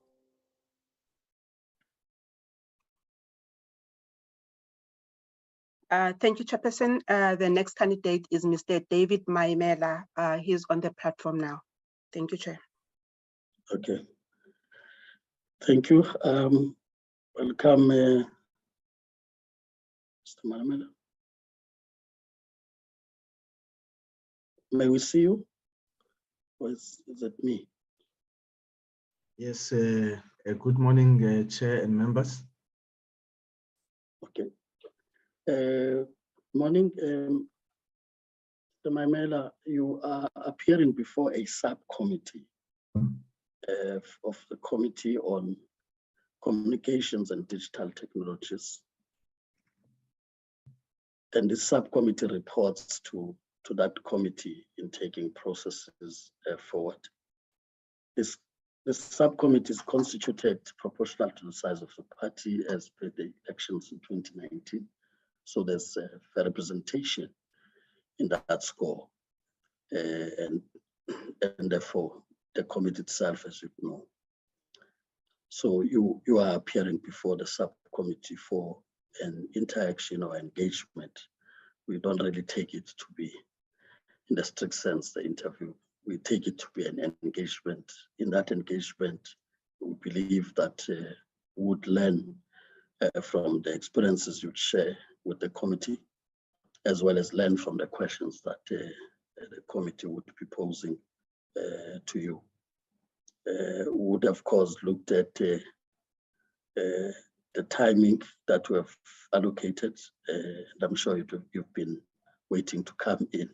It is because of the interactions that you will sometimes either go a bit less in terms of time, depending on the matters at hand, or a little bit more, given the responses also that you'd expect from a candidate. So I really apologize if we didn't get time to get you in. But like I said, we would really want to treat it as an engagement with the subcommittee. So feel free to engage. I will just outline how we are going to approach it. We have the members who I would introduce briefly to you, who are on the platform.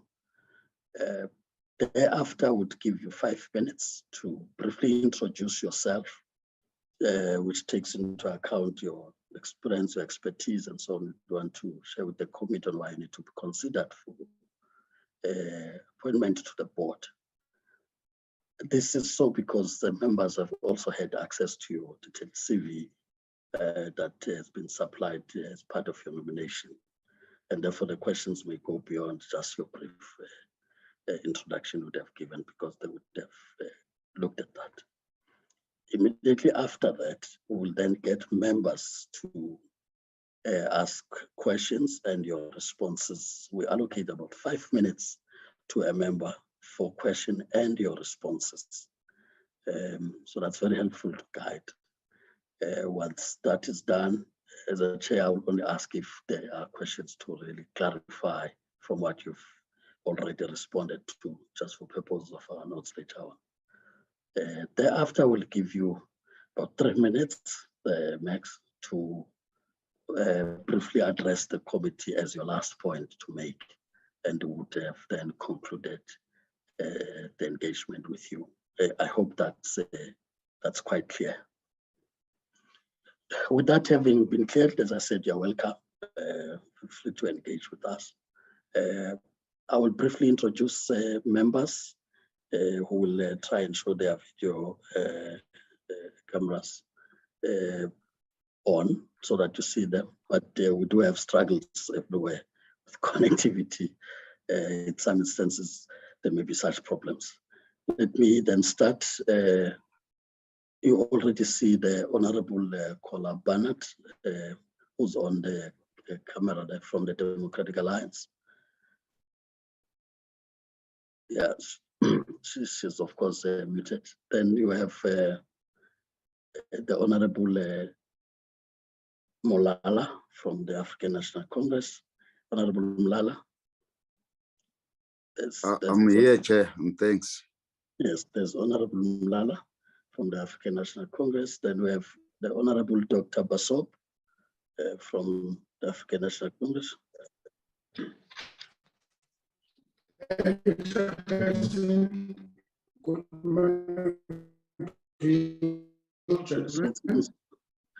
seems there's a struggle there with the video, but we do know well, we can confirm no robots yet on the platform, but it's not with us. That's cool. So he's been here. So that's Honorable Dr. Baso from the NC. We have Honorable Mtembu. Honorable Mtembu from the African National Congress. I'm here, Chair. Thank you. Okay, thank you. As you see, I'm the chair, Honorable Maneli, also from the African National Congress. We have Honorable Bambo from the Economic Freedom Fighters, EFF. Honorable Bambo, can you still hear us? Honorable Bambo?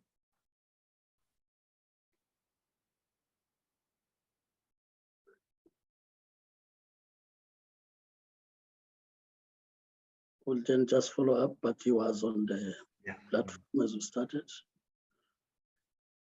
Then we have Honorable Machozi, who's been also struggling with the network, but she's been on the platform from the IFP. You can still hear us, Honorable Machozi.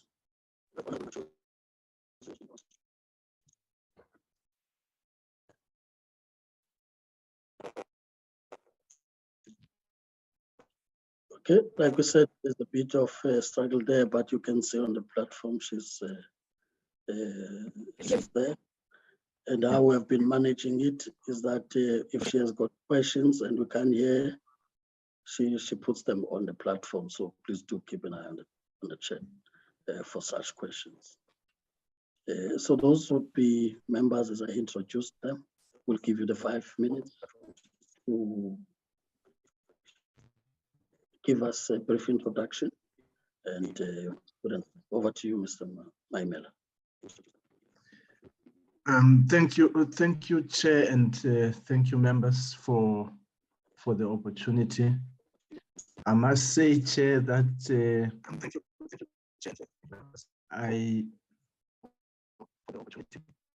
can I go ahead? Yes, you can go ahead. You can go ahead. Okay, thank.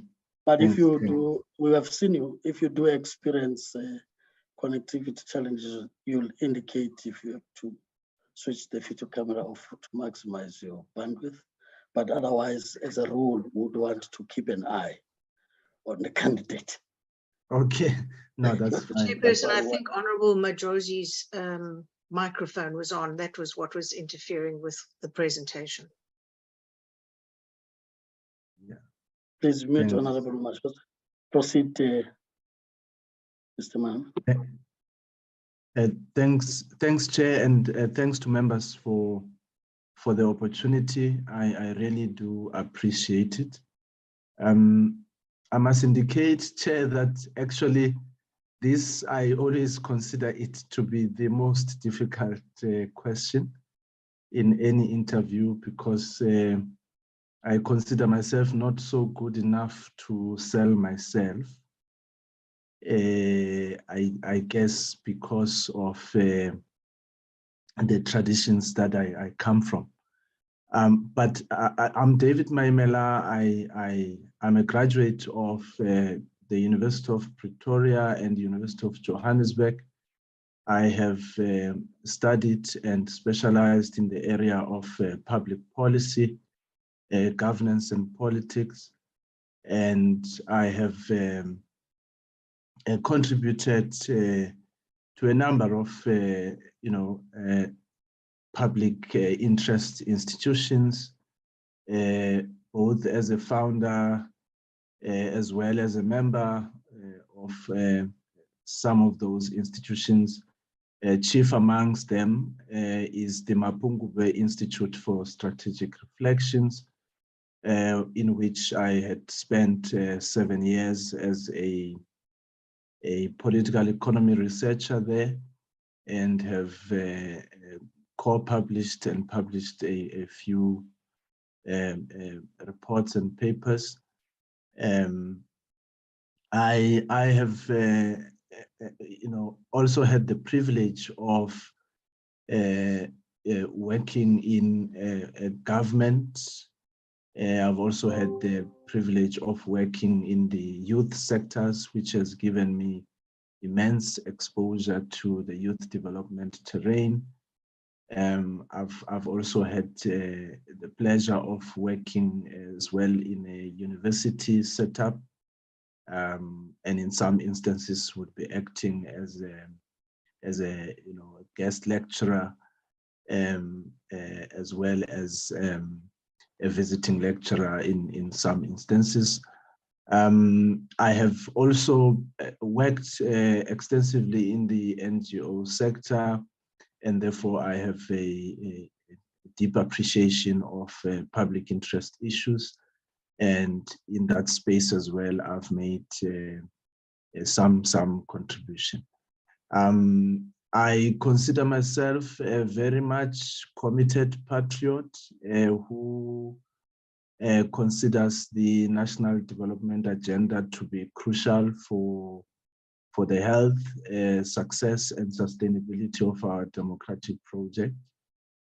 And I do believe that a lot of emphasis on development, of which the SABC has an important role to play in advancing our national and regional development.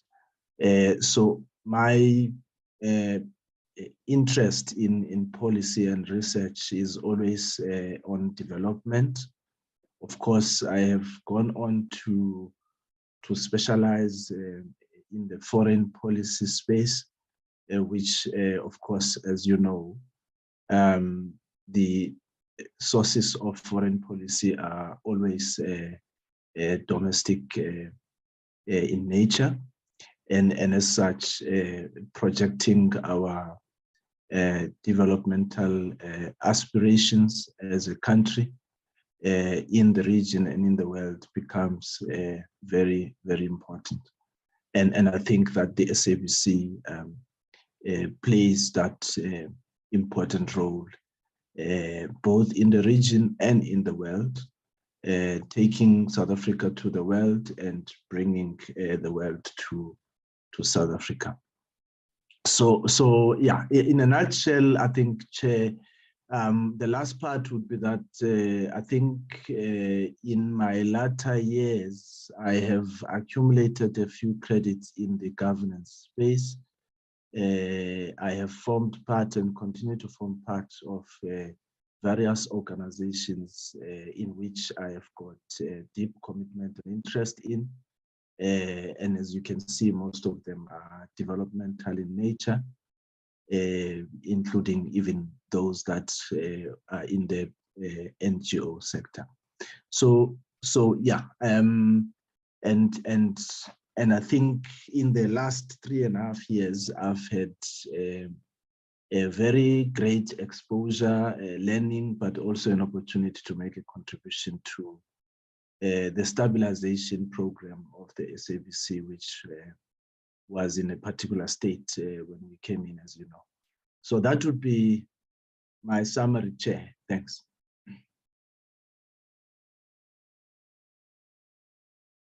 Thank you, Mr. Maimela.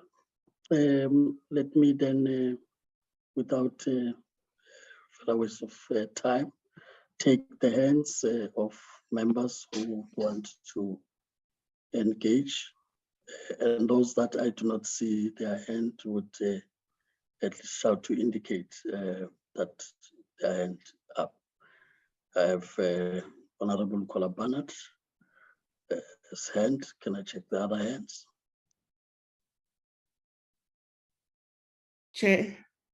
Honorable Mtembo, I didn't see your hand. Sorry.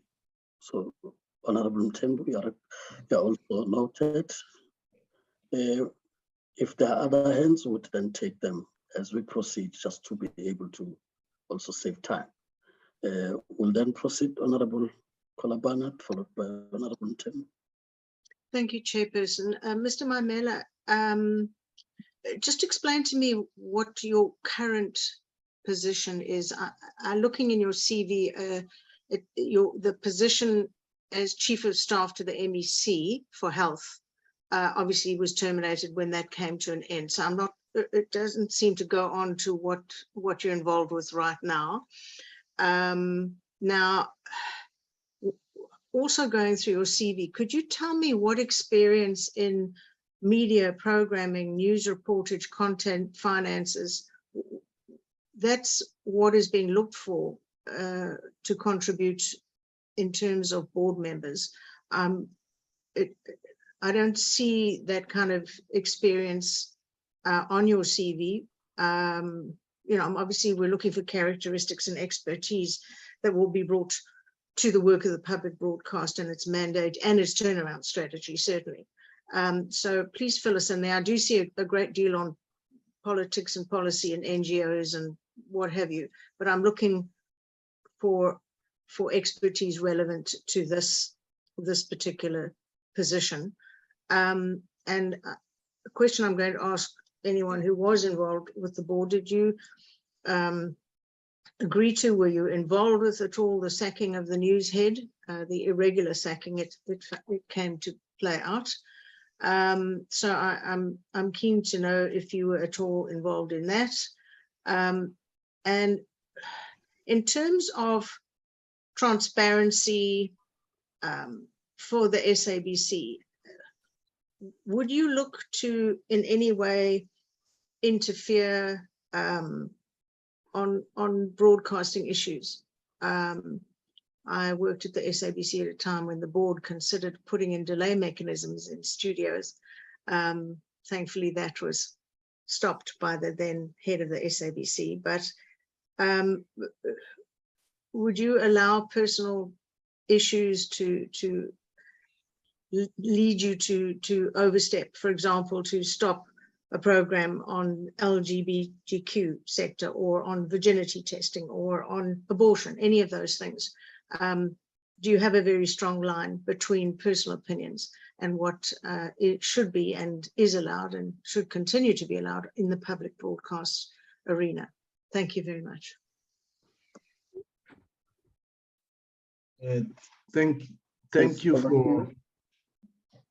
Thank you for the questions, Honourable Member.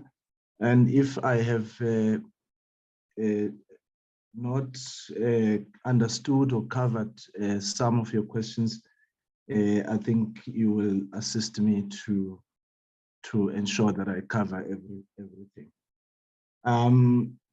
In terms of I've already spent 3.5 years as a board member of the SABC and serving in various committees, including, by the way, being a trustee of the SABC medical aid scheme. So I basically have, in the past 3.5 years, had a direct experience in the working with the SABC at the governance, policy, and at a strategic level. So in that regard, there's a lot of work and experience as well as exposure that I have gained. And I think if you either check our board evaluation, which had just been completed recently, and if you check my participation at both committee and board level, you will realize that I'm actually one of the most consistent members who actually read their pack and actually prepare for every meeting and make a contribution that I hope is valuable. And I do think that my understanding of public policy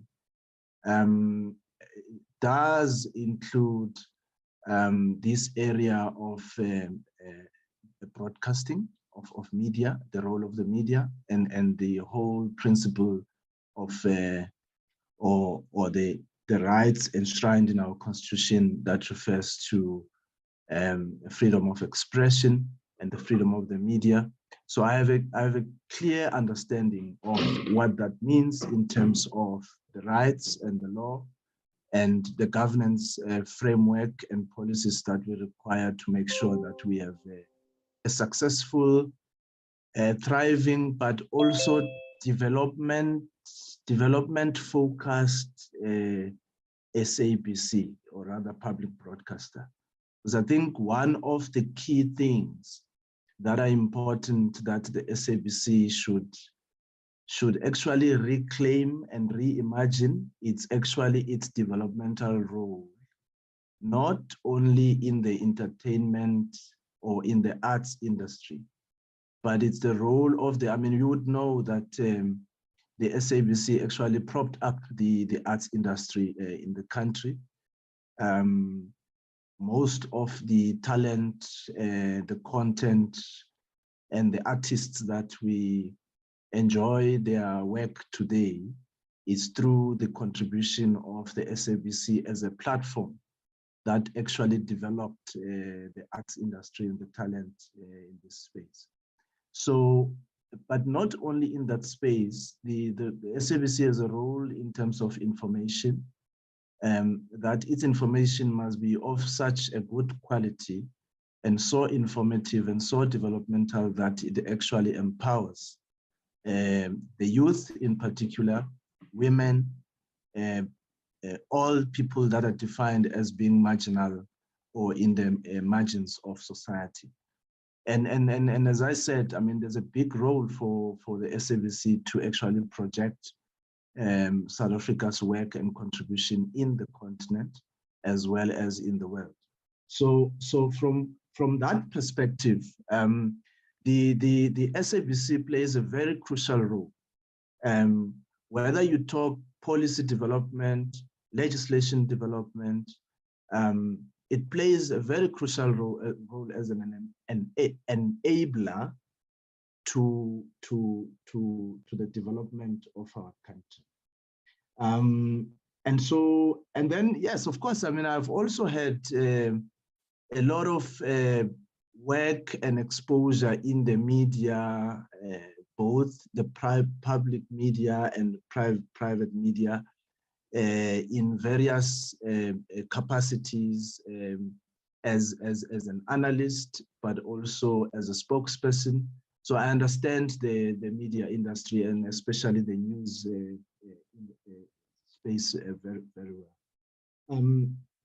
At the moment, I'm actually, I provide executive support to the Vice Chancellor of the University of South Africa, which is the largest university in the continent, and actually the first university in the world to actually innovate and design distance education as we know it.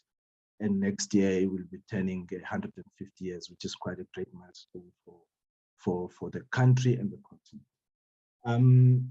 I also, so yeah, on the question about the GE News, there is the board of the SABC only has 3 executive directors that actually report to it. That's the group CEO, that's the COO, as well as the CFO. Those are the people that are accountable to board.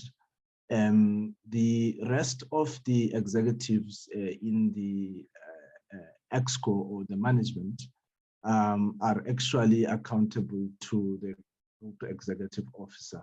So it's in terms of our governance framework, we do not enter that space, and I think it should remain like that. In fact, if we were to enter in that space, we would be violating all sorts of instruments and restrictions that are put on us.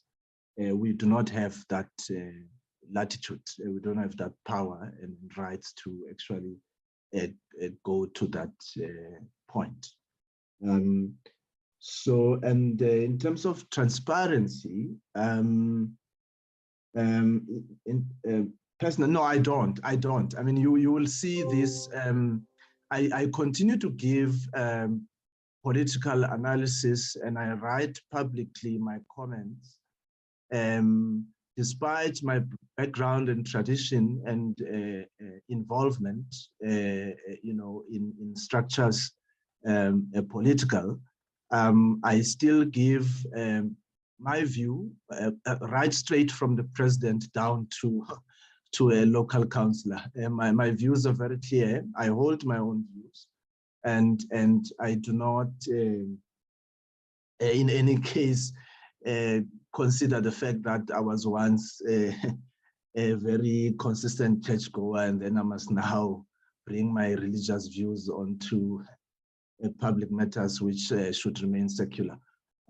So I think I've acquitted myself very well in that regard. I don't think I need to belabor the point. If there's any point that I've ignored or forgotten, please assist me. No, thank you, Mr. Maimela. I think you've covered the ground. I will now get to Honorable Mthembu. Honorable Mthembu. Thank you very much, Honorable Chair. Good morning, Mr. Maimela. Morning, Honorable Member. Mr. Maimela, I just want to know that if you happen to be part of the SABC board again, what will be your turnaround strategy that will sustain this institution in terms of finances? Thank you, Chair. Sure, thanks. I think overall my approach to governance and providing my input at this level of leadership is informed by three things in the main. Is that you should focus on your input elements. You know, what is it that you bring in to the organization? You should focus on the strategy. What strategy do you have to actually drive yourself to what you want to achieve? And then also then focus on the results. I think for me, that's the framework that I work in. What I've noticed is that in my 3.5 years serving in the board is that the SABC can do all sorts of things, like for instance the household levy or the TV license, or bring in focus on advertising and all the strategies that have been in place at the moment, including sports rights and so on. But I think that sustainably and in the long term, rather actually in the medium to long term, the biggest source of revenue and growth and financial sustainability for the SABC is actually going to come from unleashing the greatest potential that lies in digital broadcasting. We now know that spectrum is being released. We now know that we have to move from analog to digital. And it is all in that context and in those shifts that are taking place at an industry level, at a regulatory level, at a policy level, that we should position the SABC as an organization that has to quickly catch up with the digital world, because there are so many opportunities. I wouldn't want to, for purposes of competition purposes, but there are a number of ideas that we keep on suggesting at our level to say the corporation has to look into really turning around the organization, moving away from old archaic modes of delivery, because you've got to be audience focused, you've got to be client focused, because the old model of broadcasting, where the centerpiece is actually the broadcaster, has actually faded away. We now actually follow the client, we follow the audience, because of advantages of mobility and smart technology. So you've got to even rethink the manner in which you actually produce content, because I mean, for instance, with the introduction of TikTok as one of the online digital inventions, you can see how, for instance, the audience itself actually creates content, drives content, influences narratives, and tells stories, and they tell stories by themselves. Similarly, even within the news division or side of things, the stories, some of the big stories actually break on Twitter, on Facebook, and so on. So the entire world has actually shifted. And in fact, the longer we actually delay or take to move the SABC fully to a digital terrain or a digital format, we are actually doing a disservice, more so for actually purposes of revenue, because there are so many opportunities of generating revenue outside the traditional streams if we actually go digital and actually unleash, you know, the greatest potential that lies in that space. So that would be my emphasis, and actually that's why I actually remained a member of the digital committee for the past 3.5 years.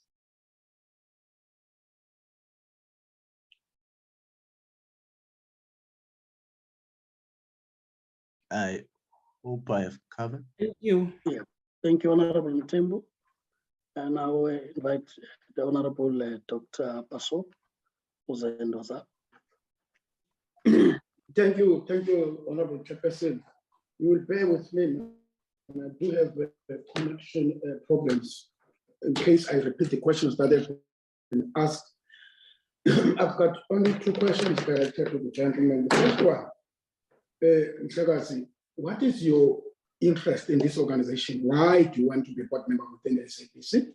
Then the second one, in the findings of the state capture report, there's a lot of mismanagement of funds as well as corrupt practices that are reflected in the report within this entity. Now, what mechanism do you think could be put in place to avoid such occurrences in future?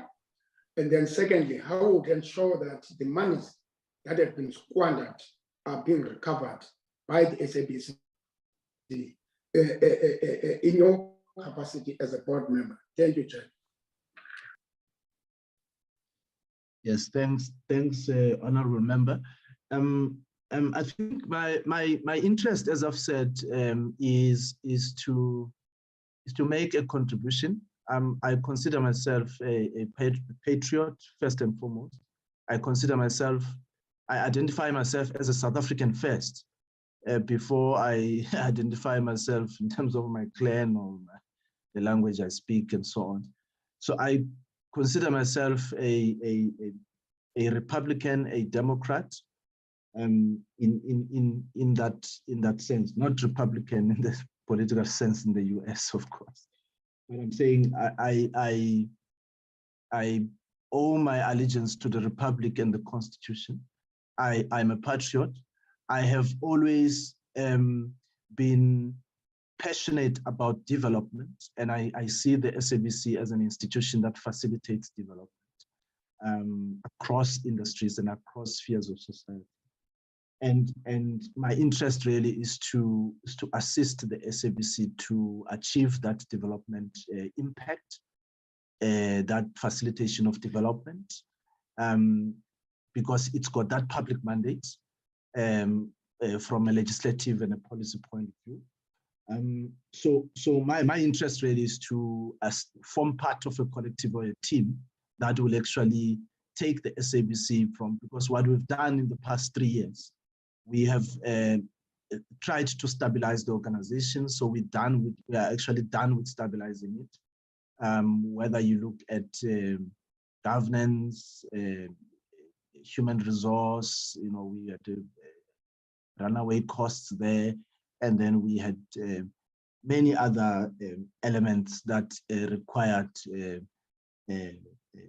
stabilizing, such as the reputation, cost containment, and a number of other elements.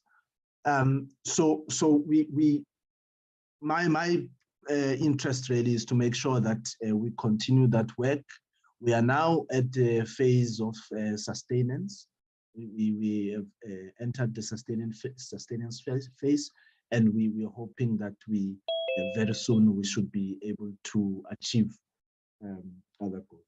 Now, in relation to state capture, no, I think it's clear. I think the message is very clear, and we've been as board, we've been supporting the pursuits of the SIU. We have seen the SIU working on recoveries in that space. We have also supported court challenges that actually seek to make us recover certain funds. We have also pursued some of the former colleagues that have been found to have improperly benefited from the organization. We have supported all of that in terms of the report of the SIU, and so I think the frame of mind and the mood and the attitude in the country is very clear. We should make sure that our public entities and right across, even beyond the public sector, by the way, because we know that the scourge of maladministration and corruption affects the whole of society. But the most emphasis is that because there's public interest issues, the state is quite important for keeping together society. The money that we spend is money that comes from the public. It's got to be looked after in terms of the instruments that are in place for us. So, yeah, I don't think I should belabor this. I think the message is very clear from the state capture report. It's very clear in most of the quarters of government as to where we should be taking our public institutions to. I think we were quite successful in making sure that the SABC is not in the news for the wrong reasons. Often, it was more in the news for bad reasons in the past a lot. I think we've reduced that a lot. I think the reputation of the SABC has somewhat stabilized over the past 3.5 years.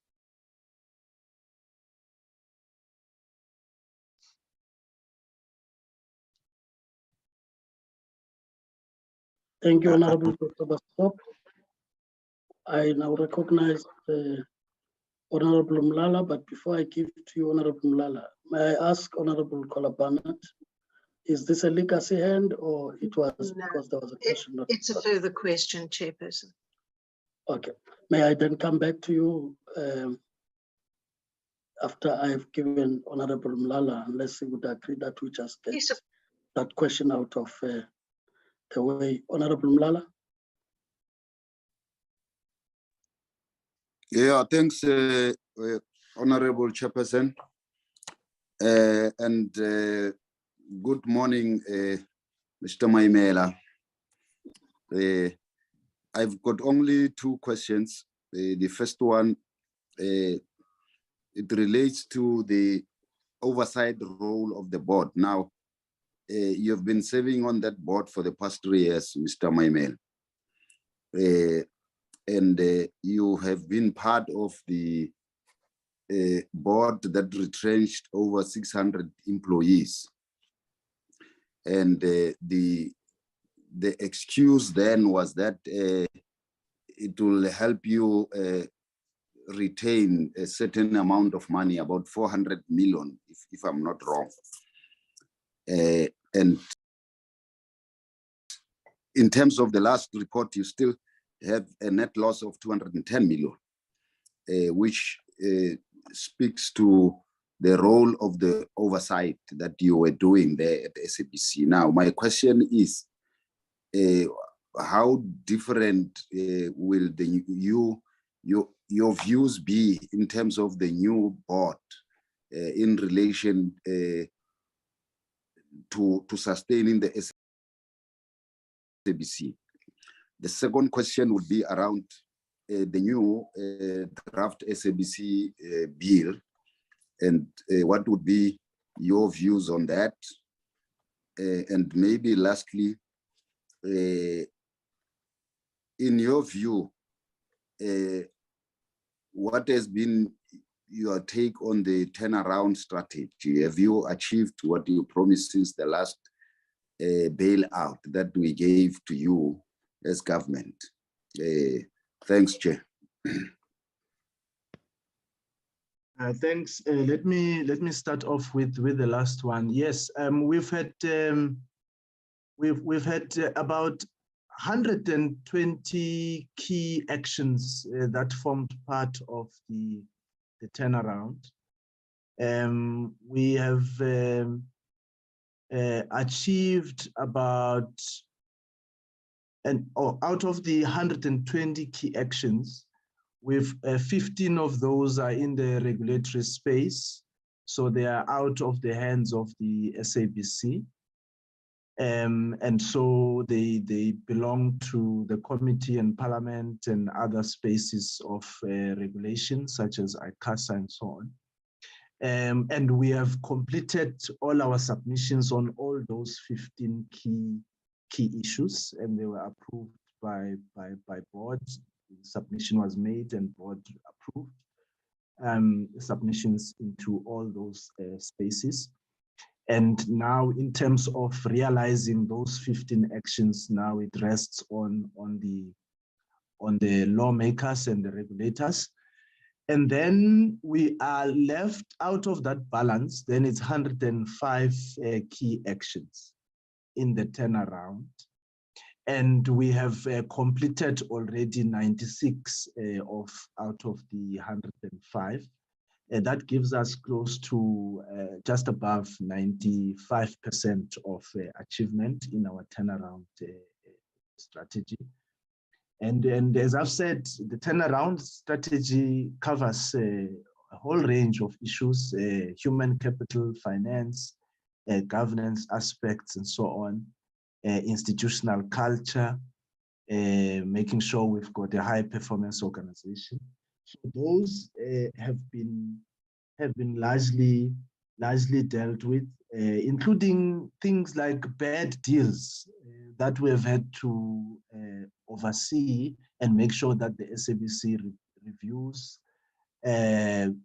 around areas like sports rights. We have reduced significantly by millions in some of the rights that we used to hold, for instance, like the Bafana. I mean, the previous one had costed about 160 million, only to find that actually we should be paying around, I think, 24 million rands or something like that. So those type of things come with proper leadership, proper governance, decisiveness, and a high level of professionalism and ethical leadership. So in terms of the turnaround, I think we have sort of moved as much as we can. And I think that, as you know, before we could get the bailout, we actually managed to meet the conditions that were set by the National Treasury, because otherwise we wouldn't get the bailout. And the thinking in the board, the previous board that is still in office, but I hope you understand what I'm saying. The thinking in the previous board has always been that the SABC should not go back to National Treasury and ask for another bailout again. This should be the last bailout, and we should focus on increasing revenue, growing the organization, and making sure that we diversify our sources of revenue.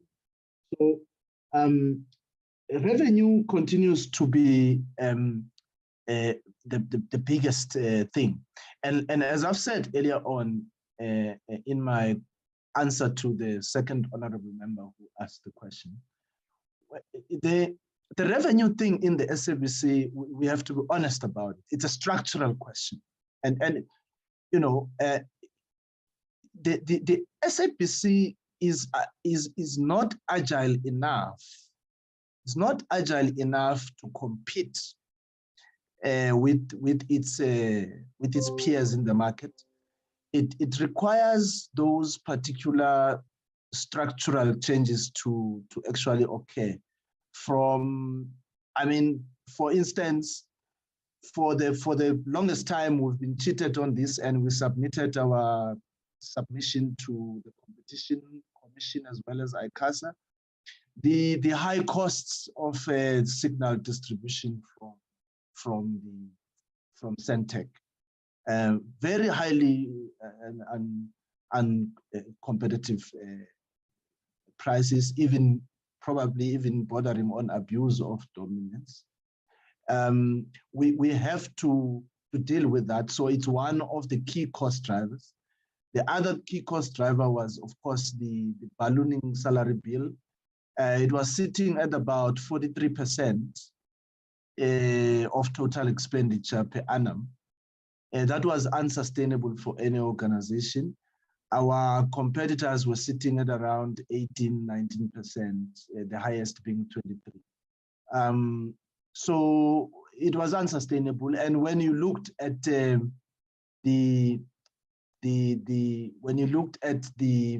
some of the positions, they lended themselves to redundancy, duplication, a very cumbersome structure with many layers of management. But also, we've had to factor in that if we are now, as we are already beginning to do, if we are now shifting the SABC into a digital future and making sure that it is future-proof and the operating model is fit for purpose and so on, we had to make sure that there are certain capabilities, there are certain internal capabilities and skills that you will require to have in the SABC. And you've got to look at it objectively. I know the decision was difficult and painful, right from the board down to the reception.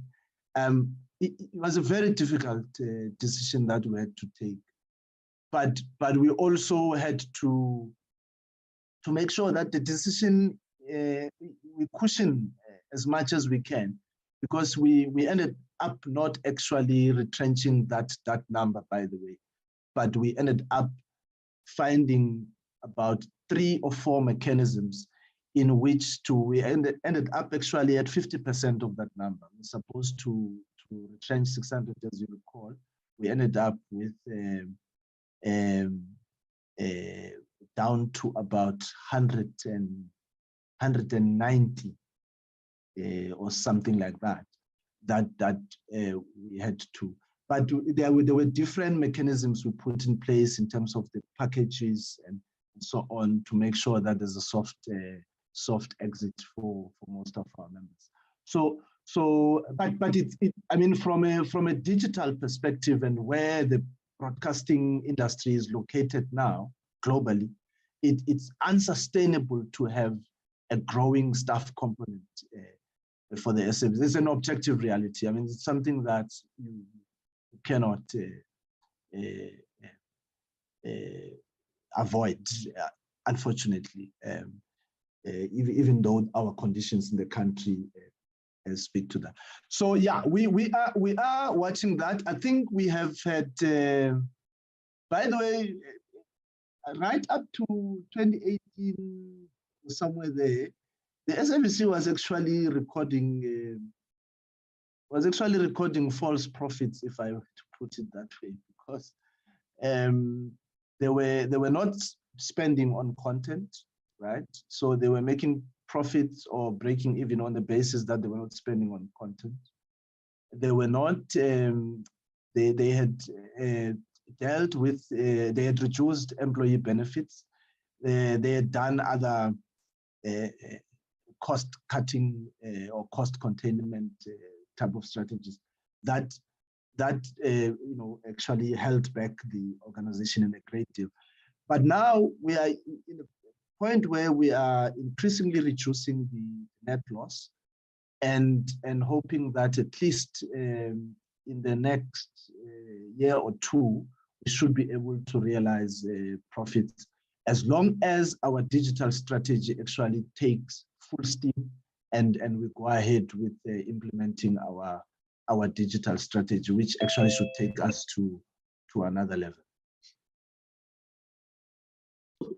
Thank you, Honorable Lala.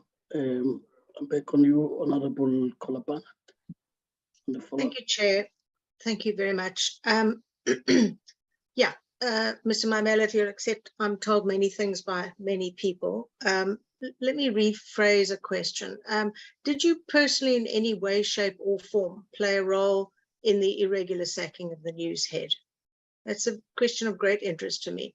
As basically an academic, extraordinary academic, as I can see from your CV, what is your opinion on independence of the news? Should the state take a role in determining what news is seen and heard? What is your opinion on such a tenet? Now, this business of the SABC firing 600,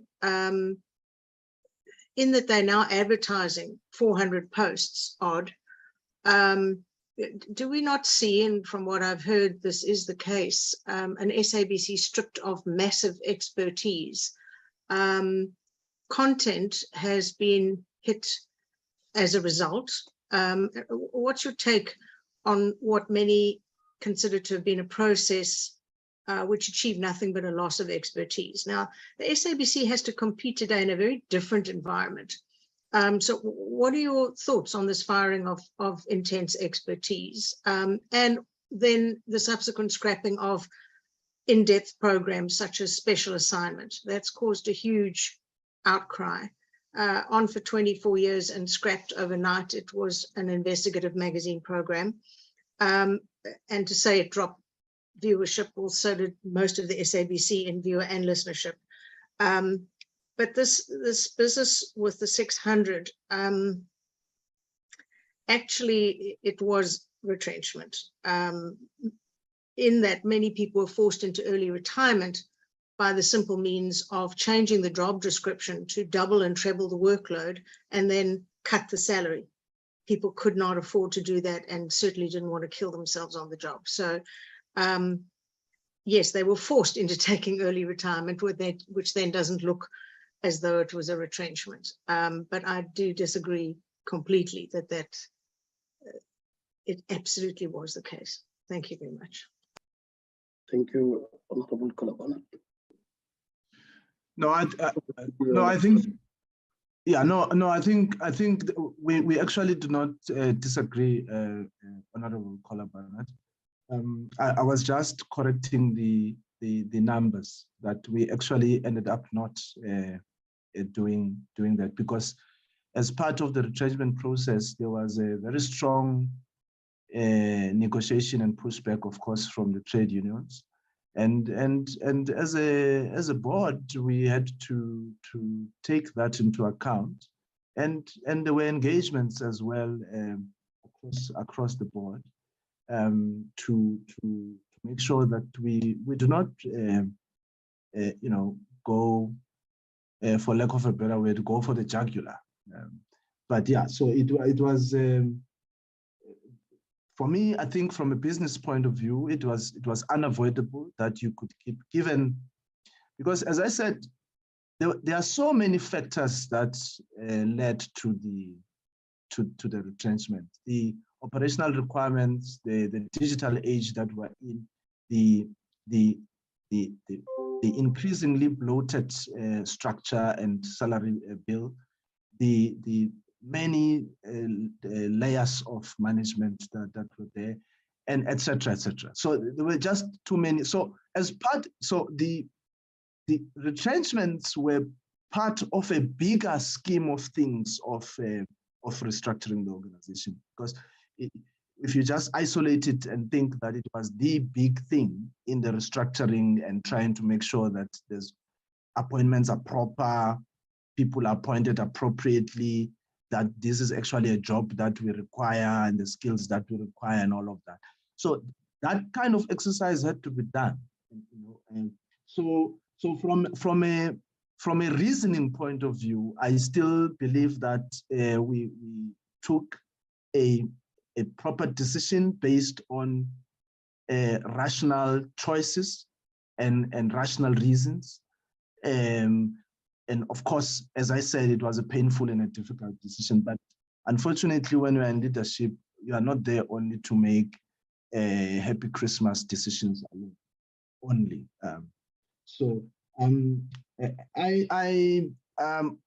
Honorable Kola Bernard, on the sacking of the executive for news, I want to repeat this, and I'm on record. I have not been involved, speaking for myself, and the board, when the matter came to us, it served only as information sharing, which is what often happens. By the way, let me just give you an experience of what I thought was quite interesting. There was this story that actually came out in the media, if you remember, the non-renewal of the contract of Robert Marawa, who was actually running for that slot in the whole country, was actually running a very successful show. And I think that slot now is actually performing rather not so well since his departure. Highly popular show, highly popular anchor, very good quality content, a well-researched and prepared show. And even with that, when there was a public outcry and all of that, we all had to understand as the board that it's not the domain of the board. Yeah, I mean, we raised it in the board. It became a discussion. It was a debate. We raised it in the board to say, but this show appears to be successful. Why are we not renewing this thing and all of that? Then management gave their own operational and financial reasons, how the show was structured and all of that. They explained themselves. It didn't feel well, but there's nothing we could do. It's not our decision. It's not our space. There's nothing we could do. So I'm trying to bring this, but to the extent, so here is the link, and this was my argument even in the board, that to the extent that your operational decisions as EXCO actually affect our bottom line, then you will have to be in trouble with us. And even now, I still do think that we will probably have to look into that, because you go to any record across the country, whether in the private stations or the public stations, there was no better performing slot than that one. So it's possible that there could have been other reasons, but it's not the place of the board to do such things unless then there's a formal inquiry into something. We do not, you know, if we have an AMWEBA, I normally refer to it as an AMWEBA. If we have an AMWEBA type of governance framework or leadership where there's no shape, where when people try to push the boundaries get pushed, then we have a problem. You know, we have a very serious problem. And so I speak for myself. I definitely was not involved in the sacking. I actually hear from you for the first time that it was an irregular sacking. In terms of the information shared with the board, there was a breach, a very serious breach, gross thing that happened. And it had to do with what do you call this, a court order, which I think Ms. Honorable Kola Bernard would agree with me that we are a constitutional democracy governed by the rule of law, that when a court order is issued, it must be respected by all. That's what we signed up for in 1994. And the management felt that, no, indeed, this was gross misconduct. And they instituted the process that they instituted, and it came out with those outcomes. And it was concluded in the way that it was concluded. Now, it does not matter who, even actually at board level, if any of us were to ignore a court order, Parliament will have to summon us the following day so that we account. And if we all have to be fired on the spot, then we'll have to be fired. There's no two ways about it. You violate a court order, there should be consequences. And I think the culture of consequence management at the SABC had long been abandoned. And I think it has to return. And I think it has returned last. No, thank you. If I may just check if there's any member I would have left so as to get back to the summary now and allow the candidates to also address us as the committee. Honorable Kolabanat, is that legacy end or what it is? Was that question? Apologies, no, Chair. It's just one for clarity. I had asked of his opinion, and that it seems the board was very involved in the negotiations with the retrenching of the 600. I asked for his opinion on the fact that the SABC is now advertising for 400 new staff members, having just scrapped the 600. And it is for a point of information. Mr. Mamela doesn't seem to perhaps know that that issue went to the CCMA, and the former head of news was 100% exonerated. Thank you, Chair. Okay, well, you'll deal with that as you deal with this other question. Maybe just to be clear on what you are raising about the legislative side, which Honorable Mlala also asked on your views on that. Is it your view then that for the areas, which is the 15% you referred to, which needs attention by regulatory bodies, whether Parliament or CASA or any of those, is it your submission then that it doesn't matter which board, whether it is the one before you or yourselves or anyone that's coming, that if those matters are not addressed, we may still experience similar problems because it affects, if I were to use your words, the agility of the SABC to respond to the market in the same way the competitors would do, right? So I want, as you respond to those specific questions, but come back to this point. Like I said, we also take lessons from engagements with the candidates and begin to work better as we go forward. So if you can speak to those quickly. Yes, thank you, Chair and Honorable Maneli. I think that the principle remains the same. I think that the SABC has identified regulatory and legislative constraints that actually impede its growth and also affect its bottom line. And these have been there for years. For instance, I mean, you take the must carry principle, and it's now addressed in the white paper. You take the fact that the SABC should not be compelled to use exclusively Centec for signal distribution purposes, and a range of other the type of instruments and interventions, including the household levy, which I think in the meantime could be necessary in the short to medium term.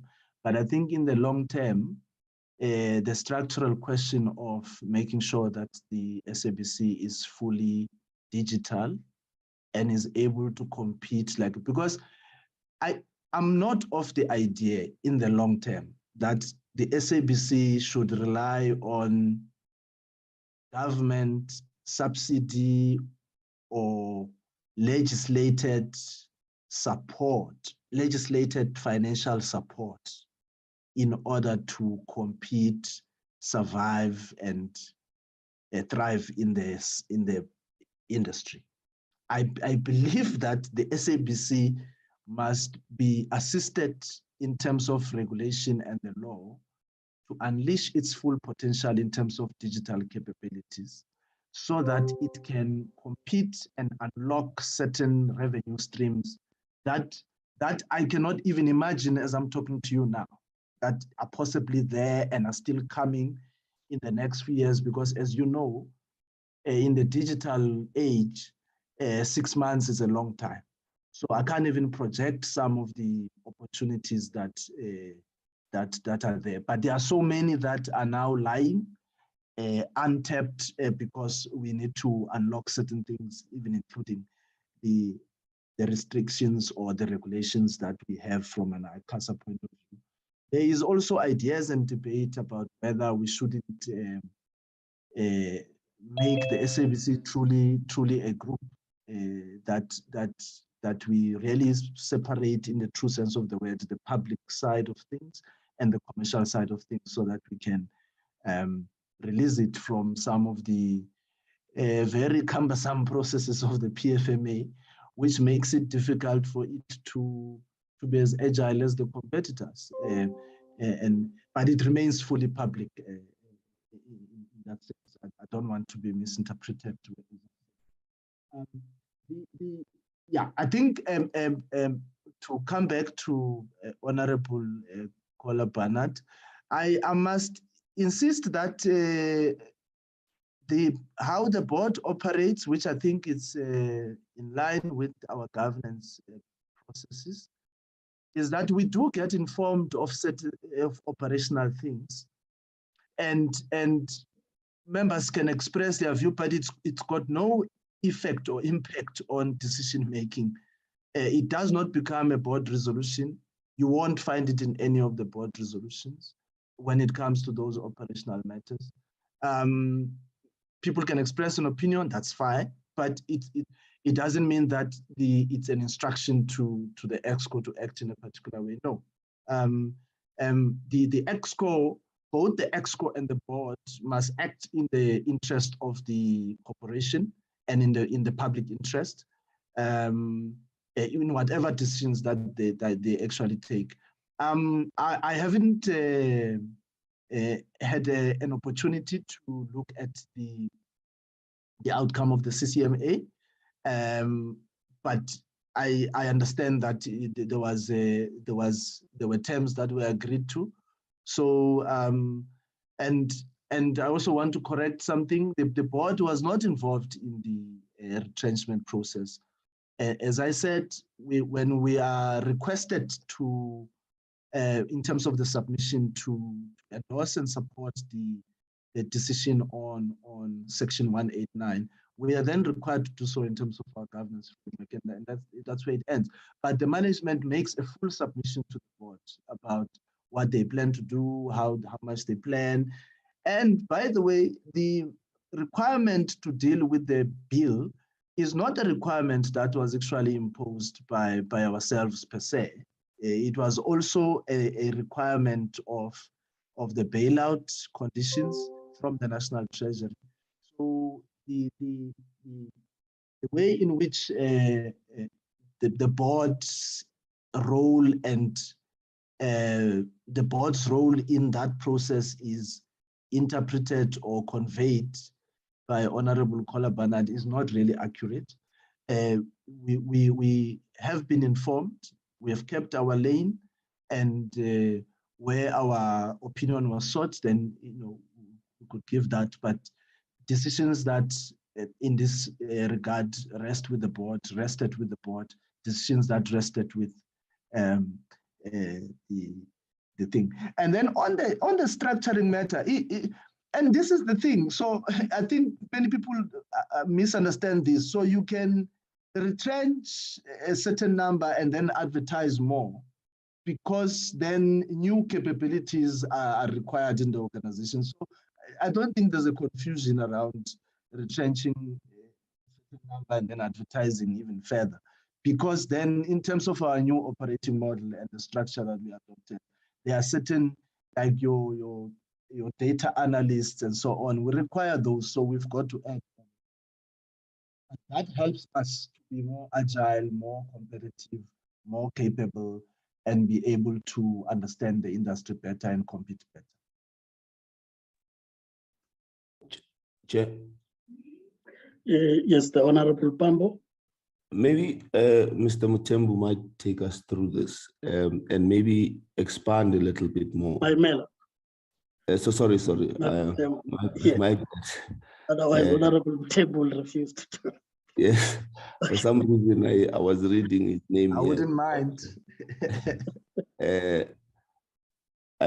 Maybe he can please go a little bit more on this issue and expand and explain to us what was the reason for retrenchment, because he's saying something interesting that, you know, you can retrench a certain number and, you know, then advertise for more and, you know, employ more. So maybe if you can explain to us and perhaps as someone who is sort of more intimate in the space than we are. I mean, with your explanation, it's not a trick question. I think I just want to hear you honestly more than anything.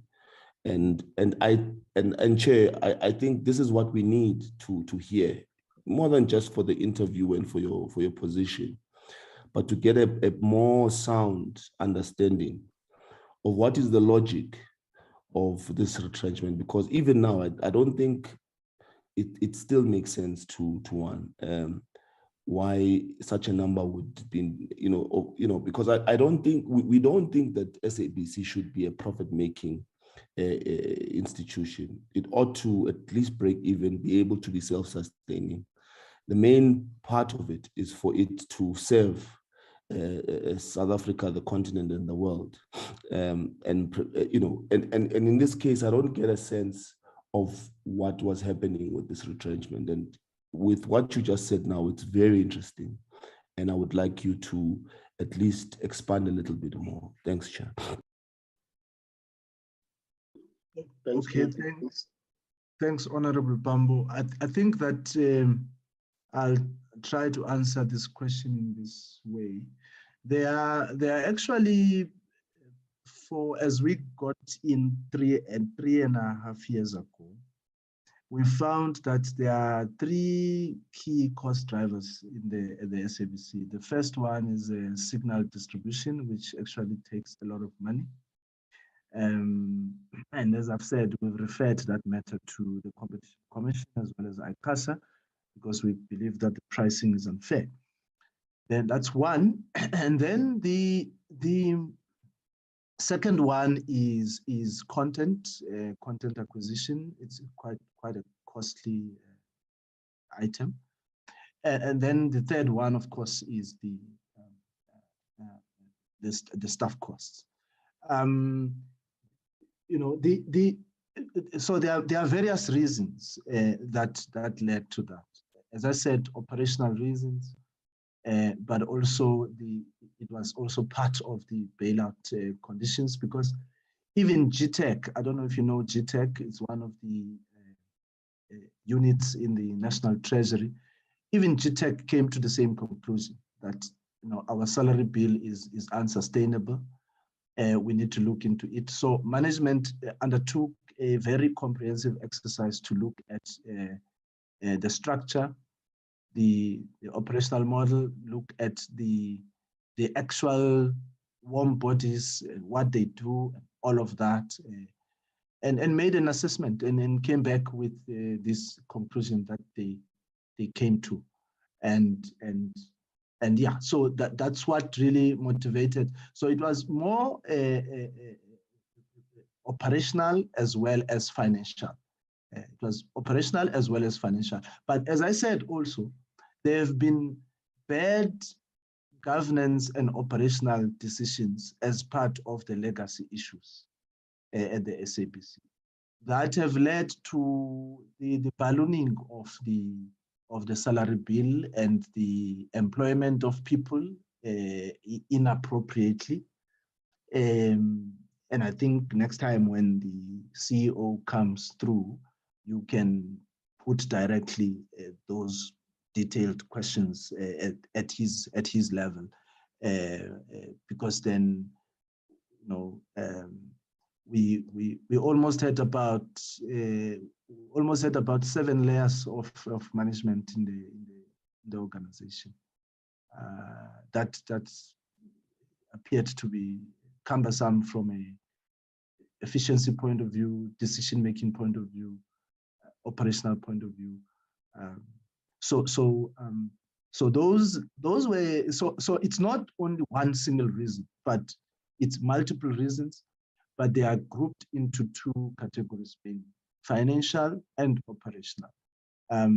But yes, that's true. And I was trying to clarify this. It was raised in the media as well. I was reading and say, but it does not mean that when you retrench a certain number, that you cannot advertise either an equal, less, or even more, because then you speak to your operational needs and you articulate the structure and the human capital needs that you want. So that's my understanding at my level, but I think the rest of the detail would be with the ExCom. Thanks. I hope that helps.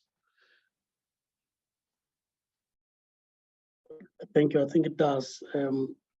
Maybe just the last point, so that it's not like this point has not been raised. I think it's Honorable Mlala indicating that is experiencing network challenges, but you have wanted to follow up with a question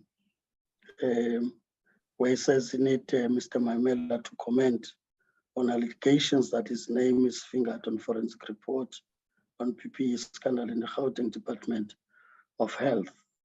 I think it's also an opportunity to give you space to take competent South Africans into confidence on that as you seek to get back to the board.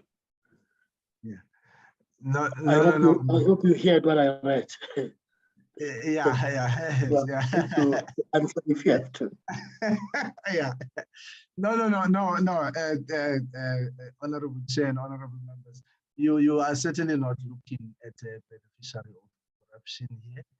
I am not corrupt. I've never stolen money from the public. I've served in various capacities, from my student movement days to government, to NGOs, to a research institution, etc. I've never been found anywhere to have misappropriated funds or abused resources of any organization. In fact, even at the point when I realized that a mistake is made in terms of my services being paid in certain by private or public institutions, I actually raised it myself to say, but this looks very strange. So that's what informs my value system and how I operate. I am not fingered in any PPE related matter.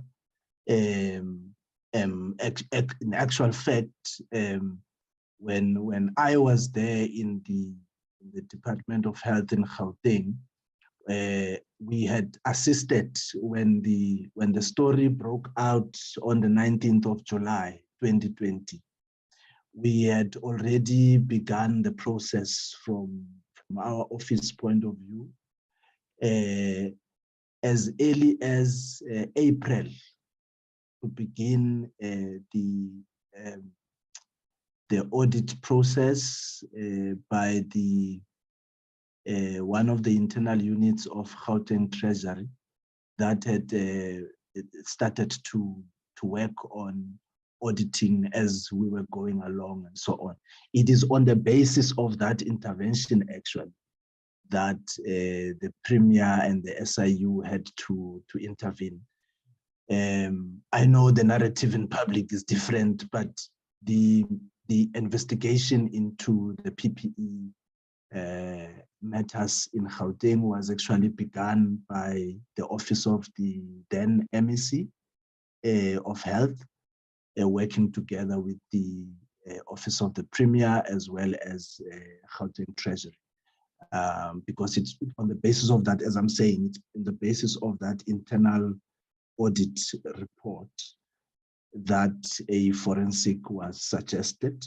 And on that basis, then SIU was asked to come in and begin the work. So 2 months before the story could break, already the investigation had been initiated by both the former MEC and the former HOD at the time. That's all I can say. I know those facts like at the back of my head. No, thank you, Mr. Manuel. As I said, you'll have not more than 3 minutes, and I'm sure you'd be happy to take 2 minutes. No. To the committee on the last points that you want to make. No, I've been sweating a lot under my armpits and all of that. The other members cannot see because my coat is covering. So I don't want to sweat anymore.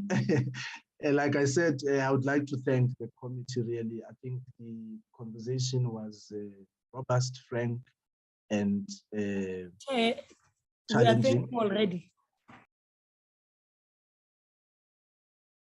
Honorable Machoza. Yes, Chairperson. Remember, I had a bit of a problem with my gadget. Now it's fixed. And Okay. No, we didn't get that indication. So when I asked if there are still any, so there was no response from you. You know, I have no intentions of leaving you out. okay. All So right. you wanted to ask a specific question. Yeah, no. I just wanted to check with Mr. Maimela. How are you, sir? I'm okay, Ms. Machozi. I'm good, thanks. I'm sorry I won't be able to switch on my video because I'm not sure what's happening, whether with my gadget or network. But with regards to the If the chair confirms that it's you, I'm happy. okay. With regards to the irregular expenditure in the board, have you ever taken any accountability and coming, if you do come back in the board, if there are any people that must take accountability for any, maybe they didn't follow procedure and so forth, what would you bring to the board to make sure that those people take accountability to those irregular expenditure, even if now you have tried to at least minimize some of the expenditures, but what scares more is that it's still millions, and it's something that we have to deal with as the department. So as an entity, what is it that you would bring that would make sure that you eradicate the irregular expenditure? Thanks, Chair. Oh, thanks. I think that from a realistic point of view, I think institutions can only hope to reduce the irregular expenditure. I probably am yet to come across an institution that eliminates it completely, but I think we all strive to reduce it, because there are also certain circumstances that force, for operational reasons, that force that certain transactions land themselves in the end as irregular. Not necessarily unethical or corrupt, but they become irregular for operational reasons. So that happens, and that gets explained and disclosed to the National Treasury as well as the Auditor General. So I think to the extent that governance, I mean, in terms of governance, our obligations as directors is very, very clear. We've got to, in our financial statements, declare, firstly, we have an obligation to declare irregular expenditure on an annual basis and provide the reasons thereto.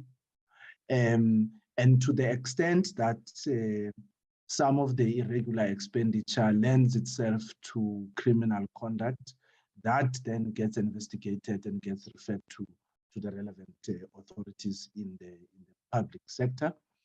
And therefore that takes its own life.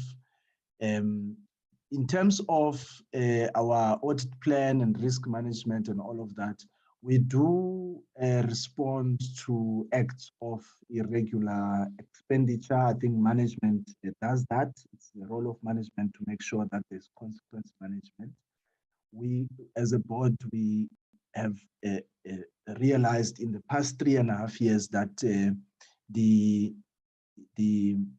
EXCO does not hesitate to take decisions on consequence management, and they do report to the board in terms of the audit remedial action plan, where they have taken action on each item of irregular expenditure, where they require either to discipline an employee or coach them or make particular interventions, improve their performance, and then support them. So there are different ways of dealing with the conduct depending on the nature of the irregular expenditure.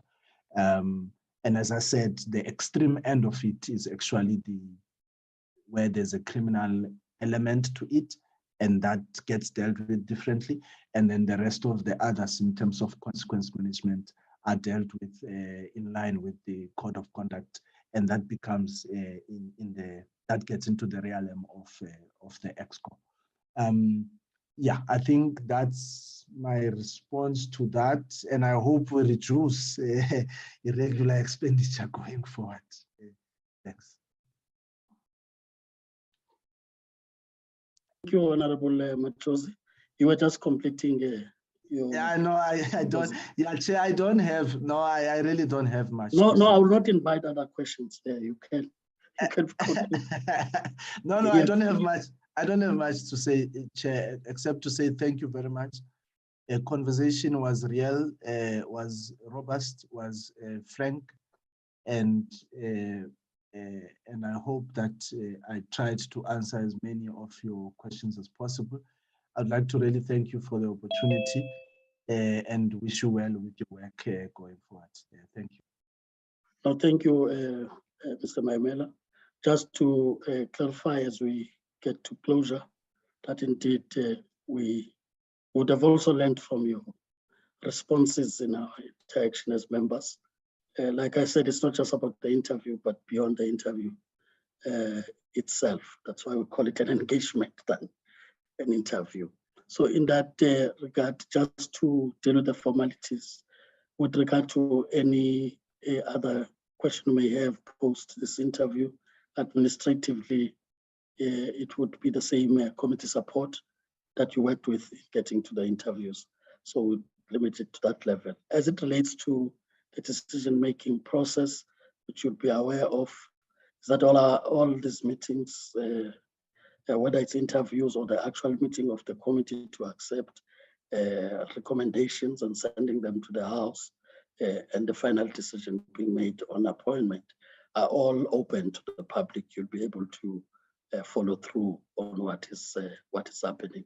So we really thank you for making time to engage with the committee. As you get off the platform, would be asking committee support to get the other candidate on board. Thank you. Thank you. Thank you so much. Thanks. Thank you.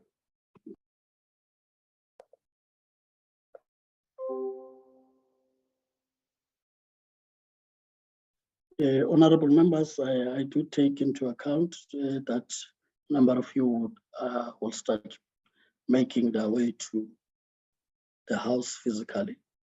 I've asked the committee support to just sensitize the other candidates, and we may have to rearrange our times. I couldn't stop the engagements because these are important later on when we get to the actual deliberations. So that's quite important to remember that, so that it's not just a mere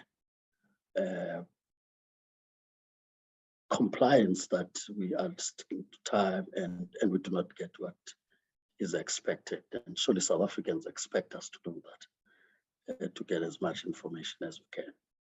Thank you.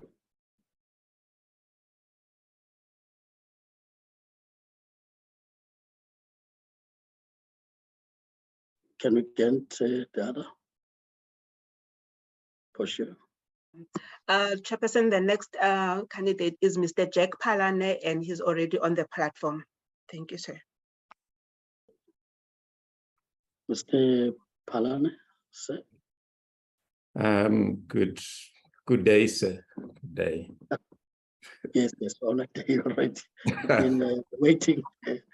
So we really apologize to keep you waiting. It's in the nature of this engagement. You think you can do it less than 45 minutes, and it goes beyond. And sometimes when you look at beyond 45, it gets to be earlier, depending on how the candidate would react to the questions, but more importantly, the interest of getting the answers from any of the candidates that come before us. So we really apologize for that. But just for the part of formalities, more to indicate that you are appearing before a subcommittee of the Committee on Communications and Digital Technologies in the National Assembly. So which reports then will report to that committee. So it's important to just clarify that point, that this is still the subcommittee process. And the subcommittee is represented by parties on the basis of proportionality to the electoral support as in 2019 election. So it is quite representative in that sense. Of course, you are before us on the basis that you've been nominated to the task of the committee, which is the appointment process for the SABC board, for which you, as I said, you've been nominated for. The way we are going to approach the interview, or as I call it, the engagement, in the sense that we'll learn from you, and you'll also learn probably from questions that members raise. We don't look at it only on the basis of this current engagement, but more what could be done even beyond this interview process. So take it in that way. So I would want you to really feel welcome, relax, and be able to engage honestly with members in that way. So how we are approaching it is that I will briefly introduce the members of the committee, and at the same time, as I do that, you will be preparing yourself for just 5 minutes, brief introduction of yourself, including your expertise and how that could help if you were to be considered for the board. But of course, taking into account that members have received your detailed CV, which they've gone through. So their questions may go beyond just the brief introduction that you would have. Immediately after that, we'll then take members to ask questions. We'll give members 5 minutes, which is for question and your responses in that time. But like I said, sometimes it gets to be a spillover of some sort, given the interaction. Of course, members would ask questions differently. Others may be quite interactive. Others may just ask all of the questions at once for you to respond in that scope. So I hope that that is clear. We'll then, towards the end, usually I would not ask questions unless there's a matter to clarify from the side of the chair on what you've responded to already. Thereafter, we'll give you max 3 minutes to say your last points you'd want to address the committee on, and then that's go conclude the interview. Clear? Yeah, thank you. Thank you. So I will start, of course, with the members now. We do have, as I said, we have members from different political parties, starting with the ANC. I will start with Honorable Mthembu. She would indicate that she's still on the platform. As I said, we are having also members that may need to leave, or those that have connectivity issues, but we just need to know that they're still on the platform and will be able to ask questions. Honorable Mthembu, are you still on the platform?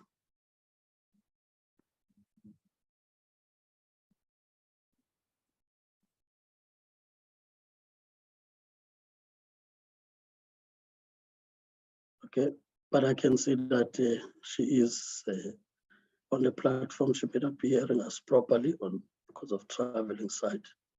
But by the time we start, surely she would have settled.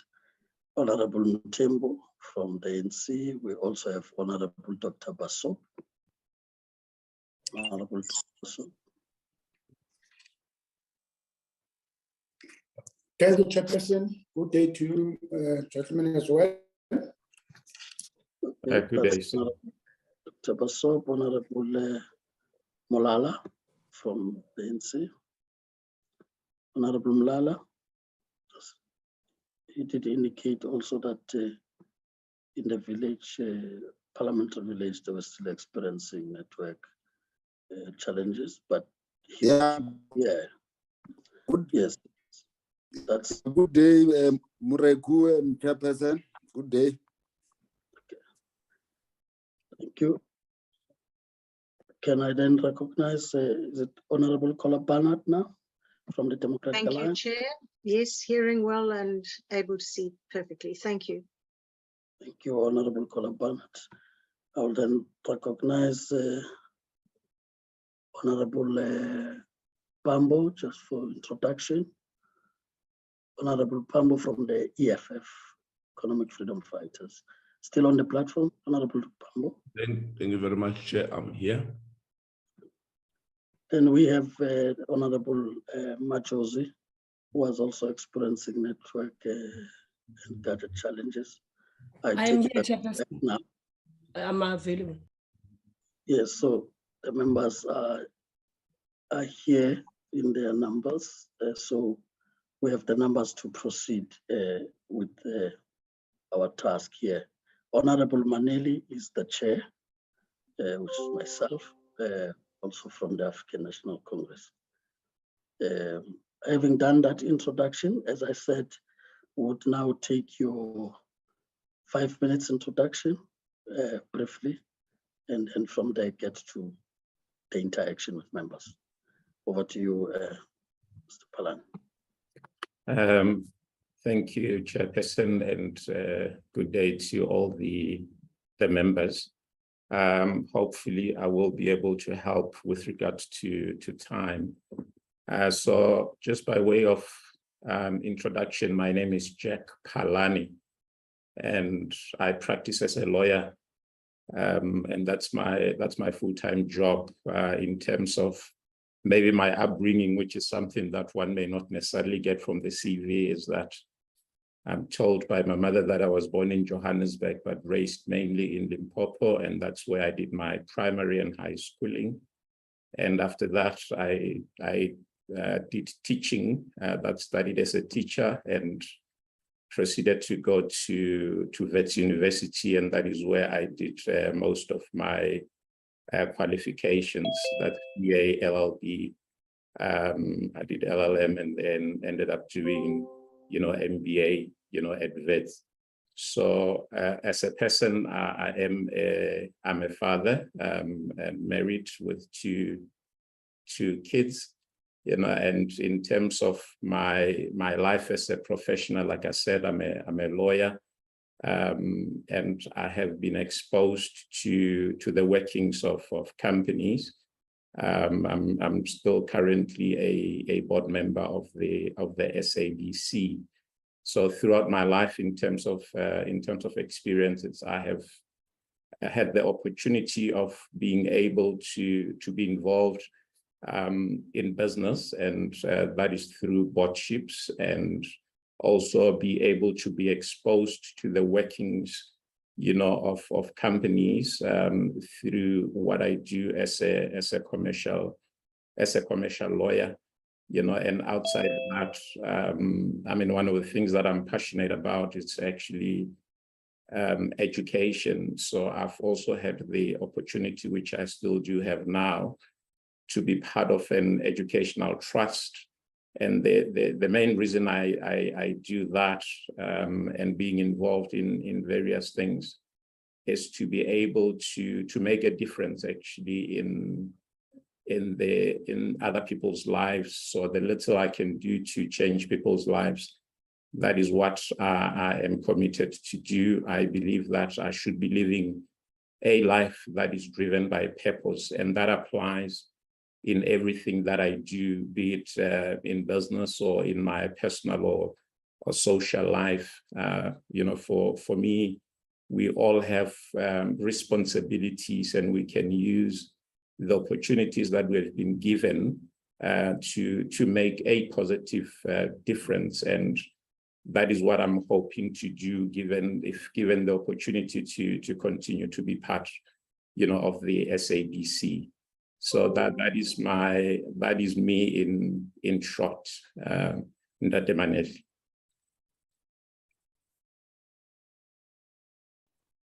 Thank you, Mr. Palane.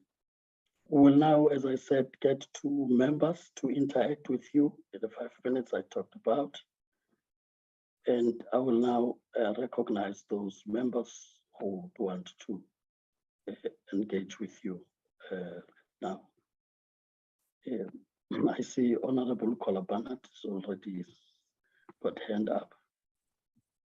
Then Honorable Dr. Basso, then follow. We will take the other hands as the engagement continues. Let me recognize the Honorable Kolabanat to proceed. Gosh.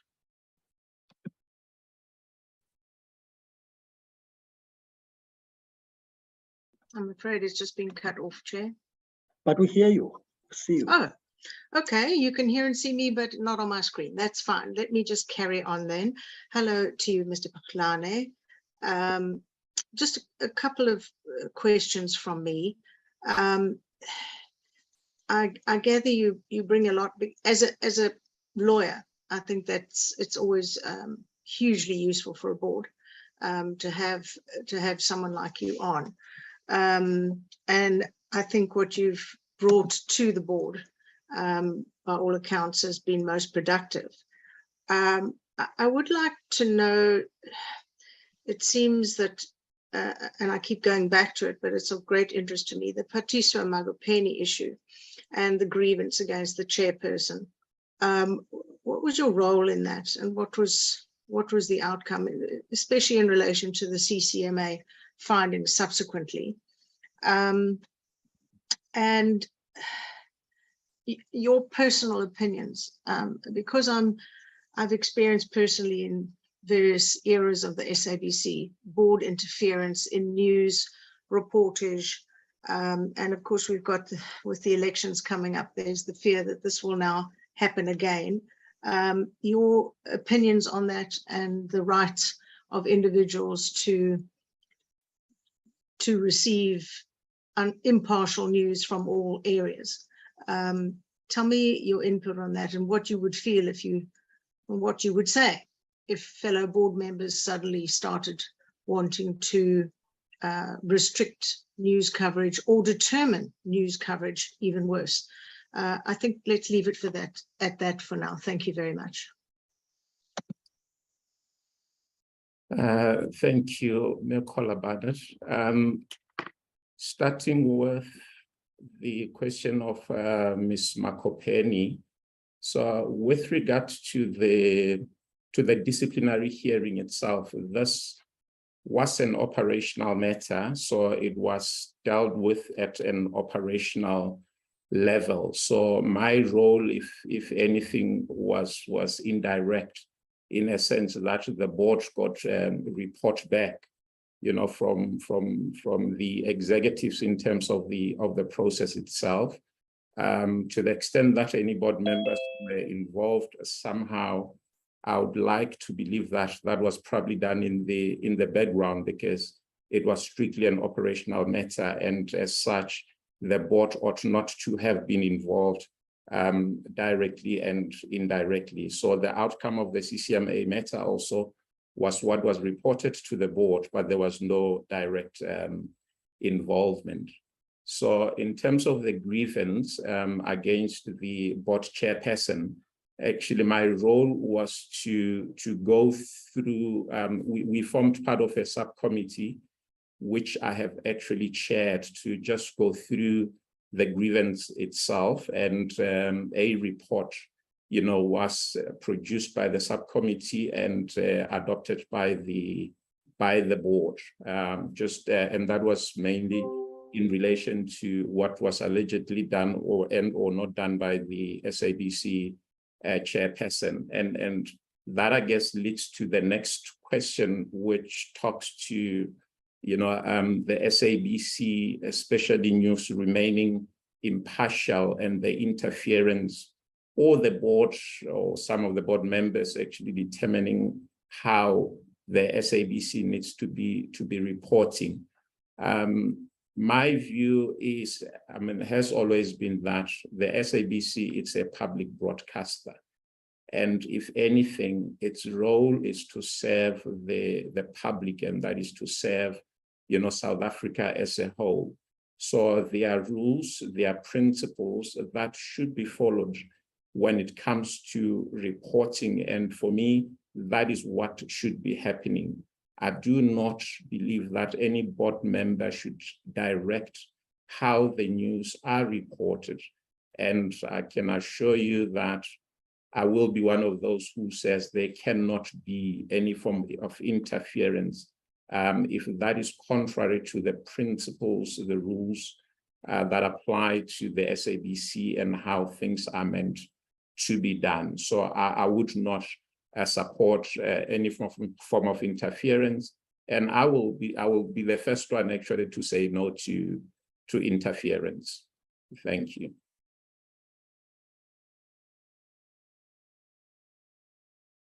Thank you, Honorable Kolapanat. I now recognize the Honorable Dr. Basso. Thank you very much, Chairperson. I've got only two questions, Mhlekas, that are directed to you. The first one, why are you so interested in the SABC? Then the second one, in terms of the state capture report findings, there are a number of issues of mismanagement of funds as well as corrupt practices that are reflected in the report.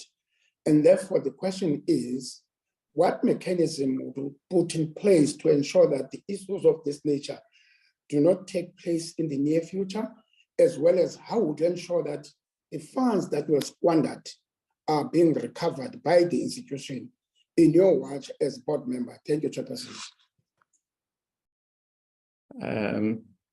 Thanks, Dr. Basoku, for the questions. Just dealing with the first one in terms of why I am interested in the SABC. When I first decided to be part of the board about 5 years ago, I had to actually ask myself why I am doing it. And obviously with everything that was happening at the time, there were risks associated with one being part, of the SABC or a state-owned entity.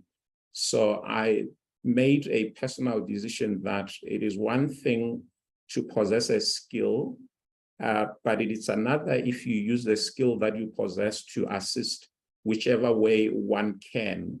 So I'm still on that in terms of my involvement, and that is, I believe that I've got skills. I have acquired some experience also as part of the SABC board that can be used to actually move the SABC forward. So the interest for me is to actually see the SABC continuing and succeeding as a public broadcaster and using the skills that I have acquired and continue to acquire to make a difference in South Africa, as a whole.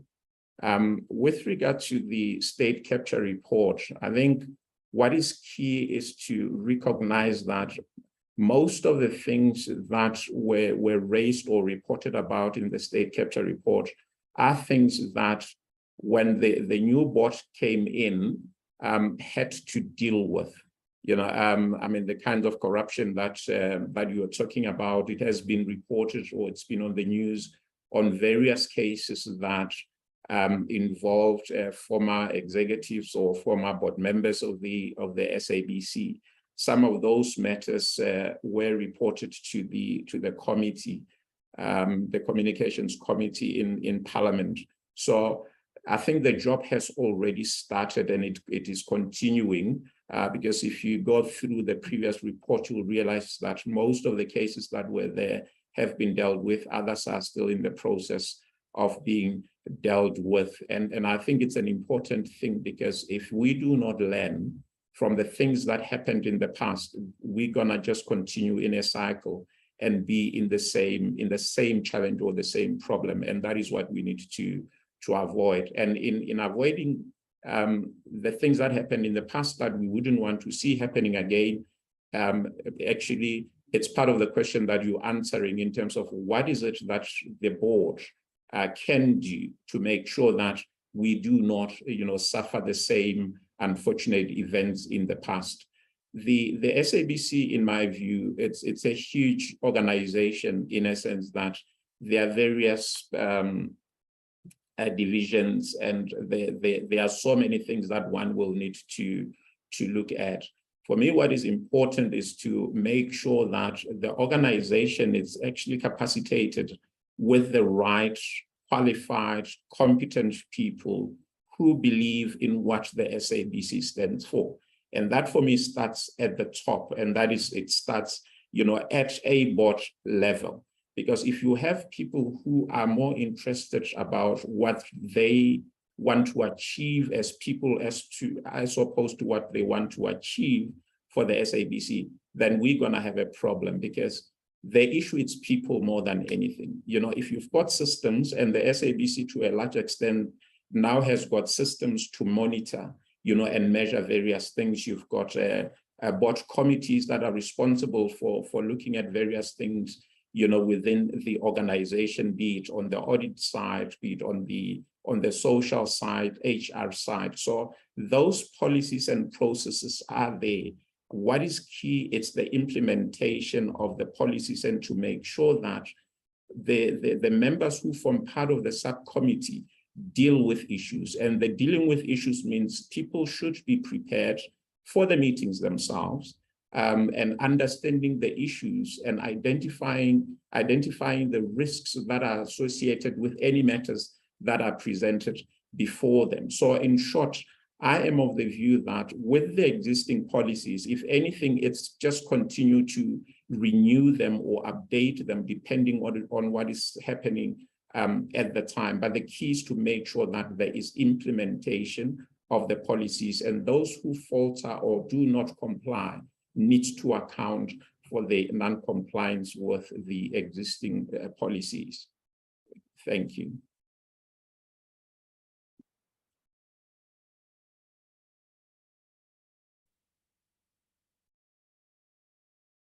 Thank you, Mr. Palane, and thank you,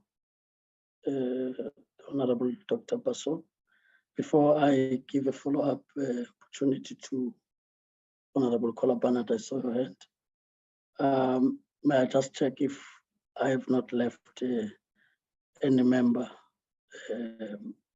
out? Yeah, I see Honorable Mlala. His hand is also up. Am I leaving you out, Honorable Machozi? Is your hand up?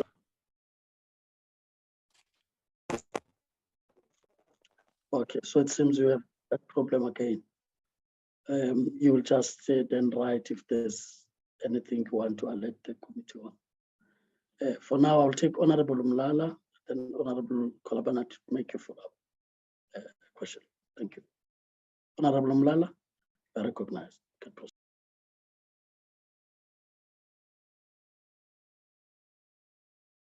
You are muted, Honorable Mlala. Unmute and proceed. Yeah, no, thanks, Chairperson. And good afternoon again, Mr. Palani. My question is related to the role of the commercial arm in the SABC, and whether you see that as a contributory factor to the public mandate, or you see that as a purely business arm of the SABC. And if you have some proposal in relation to how the two should relate, you can as well make that view known. The second question would be around the bailout condition and how the SABC now is faring in terms of the Auditor General's report. I know in terms of the SABC report, they will say they have implemented 70–90%, but in terms of the AG's report, they are still on the rate. Now, if you can talk to these two issues so that we then can understand, if we return you, what new strategies and changes are you going to bring to the board? Thanks, Chair. Tabela and Demolala, thank you for the questions. Just the commercial arm of the SABC. In my view, the SABC has got a responsibility, and the responsibility includes literally serving the public. But in serving the public and in any company or any form of business, be it a social business or otherwise, but in any form of business, for me, what is key is to make sure that we are able to fund, what the business exists to do. And when it comes to funding, I mean, the SABC challenges are known to everyone. And I would love to believe that the commercial arm, in as much as it's commercial, it's still important, especially under the circumstances, because the SABC cannot always rely on government funding, because the purse, it's a small purse. Everyone wants funding from the government because the needs of the society vary and are huge where we find ourselves. So I believe that the commercial arm should somehow help in contributing towards the success of the SABC or making sure that it achieves what it intends to achieve. Obviously, the commercial arm on its own will not be able to do that, and that is why there have been discussions and views relating to the funding of the public mandate. So I believe that in as much as there can be a solution or a public solution to the funding of the public mandate, the social arm, I mean the economic arm of the SABC can also contribute to funding the public mandate. So in terms of the bailout, you will recall that like 5 years ago, the SABC was in actually dire straits, commercially. So its existence or continuous existence depended on it being assisted, financially, and that is where the government came in, to provide the bailout. The bailout has actually helped a great deal, but it's important to understand that there are legacy issues that the SABC had to deal with, and it's still dealing with. It's one thing having processes in place. You can talk about the turnaround plan that was prepared, but if you look at it, it was more actually building a base so that the SABC is able to actually grow from there. Because where we are, I believe that there's issue of sustainability that we need to be talking about, and sustainability, it's at an operational level in a way, to be saying, well, we have stabilized, because governance was an issue when we at least arrived at the SABC. So there is some remnants of stabilization that we now need to be focusing on the operations, to be saying, how do we assist the SABC? And this is mainly financial performance, to ensure that it is able to sustain itself. And sustaining itself means there should be enough revenue.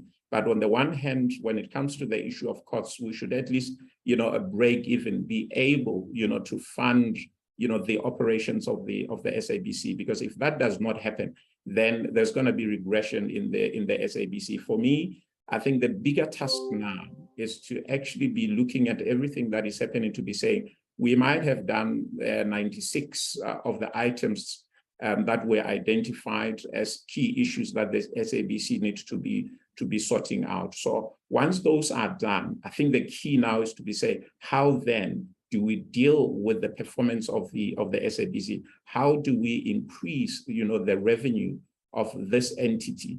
And that is important. And it also talks to the people that are there, because for me, it is important that those who are tasked with the day-to-day running of the SABC are also understanding that it is not just any other job, because we should be measured based on the results, and in business, the results will mean, how well is the entity doing on different aspects.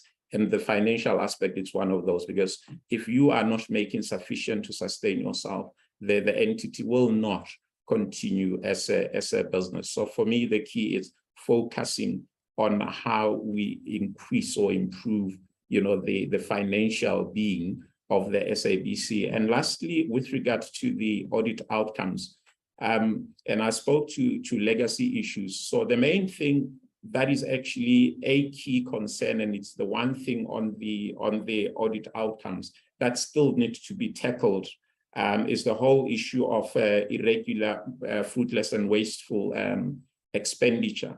So if you look at the trend, probably for the past 3 to 4 years, there has been a decrease in that. And the one thing that is taking long is that in cleaning up what happened in the past, or legacy issues, there are certain things that the SABC will need to do to make sure that the Auditor General is actually happy with whatever is being presented as evidence of having dealt with certain issues. But in most instances, you find that people who were involved in such activities are no longer part of the SABC. There isn't information to actually explain what happened. But the positive thing is that there has been a decrease. And for me, going forward is to make sure that we do not regress, because if we continue incurring, irregular and fruitless expenditure, then we will be going back. And this is where, the initial question, or the answer to that question, becomes important, and that is, what processes are they? And like I said, there are processes that have been set. There are subcommittees that are intended to be dealing with. And the important thing is that those committees need to be asking the right question, and they need to be dealing with issues so that if an issue is identified, it is then dealt with sooner rather than later. Thank you. Thank you, Honorable Mlala. Now it's Honorable Kolobana to follow up. Thank you, Chair. Yes, just one follow-up. Mr. Paklane, the SABC is working in an increasingly competitive environment, and a very difficult one. What are your thoughts in terms of a turnaround strategy? I've heard a great deal now of what you say about what should not happen, what should be happening, but no particular details, especially in that you have specific financial expertise that you bring to the board. And of course, you've been chairing the Finance Committee. So this is your area, this is your baby. So answer your own questions that you put to us. How do you make sufficient to sustain this business? Because it cannot be that this entity is bailed out year after year after year. It just cannot be. The country just doesn't have the money anymore to do that. Thank you. Thank you, Ms. Kolobana. Your question for me, it's the key question in terms of how the SABC goes about doing business, and that is, how do we make sufficient, or how do we generate sufficient revenue to ensure the continuous existence and sustainability of the SABC. In my view, the key things will be, because what the SABC effectively sells, it's its content, you know, and there have been issues actually when it comes to content, because content equates, or good content for me equates to viewers. And if you've got viewers who actually want to be watching the SABC content, then you also are attracting revenue by way of advertisers wanting to advertise on our platforms. So for me, the focus will be and has to be on creating content that talks to South Africa or talks to the people of South Africa, so that people can say, we want to be associated with the SABC. Because when you're talking about competition, you will actually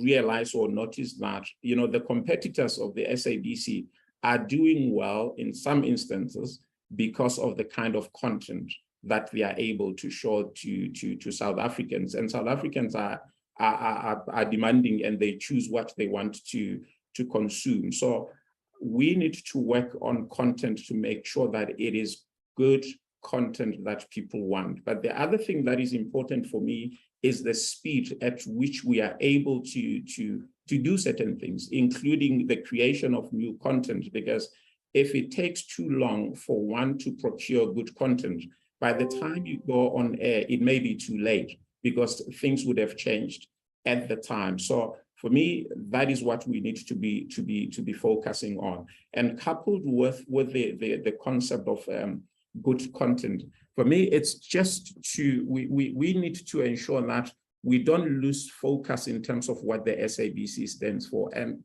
when I say good content, I'm not necessarily talking about content that will just make people watch the SABC without necessarily learning anything from the SABC content. So it should be content that is still entertaining, but at the same time, there should be content that is educational in nature. So, and the issue of cost can never be ignored. I mean, one of the things that I believe personally is that the SABC is a good employer, and it being a good employer, it relatively pays good salaries, you know, when you compare it with other companies that may seem to be doing well. You know, for that reason, I believe those who are part of the SABC, those who are operationally involved in the SABC, should also be taking the SABC's mandate seriously and making sure that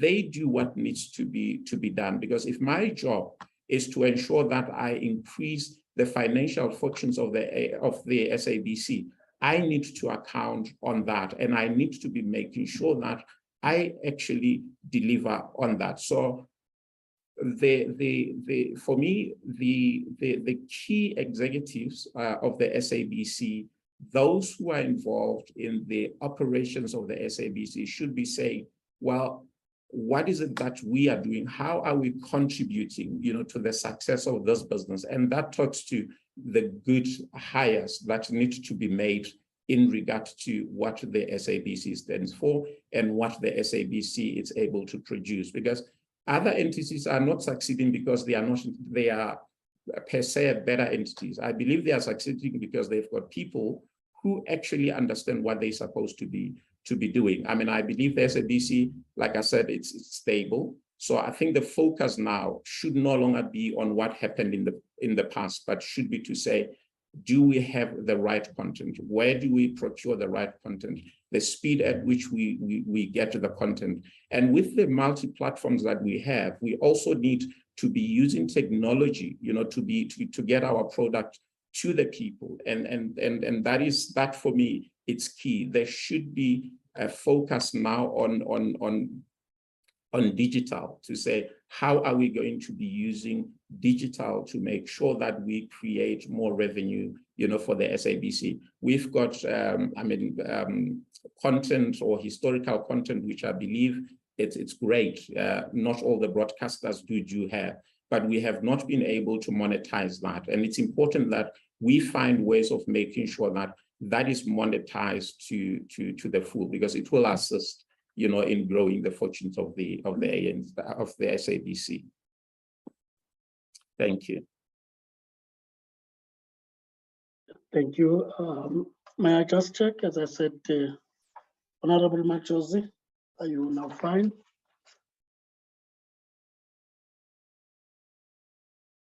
And if there are no further questions from yourselves, as I said, I only asked the questions to clarify myself.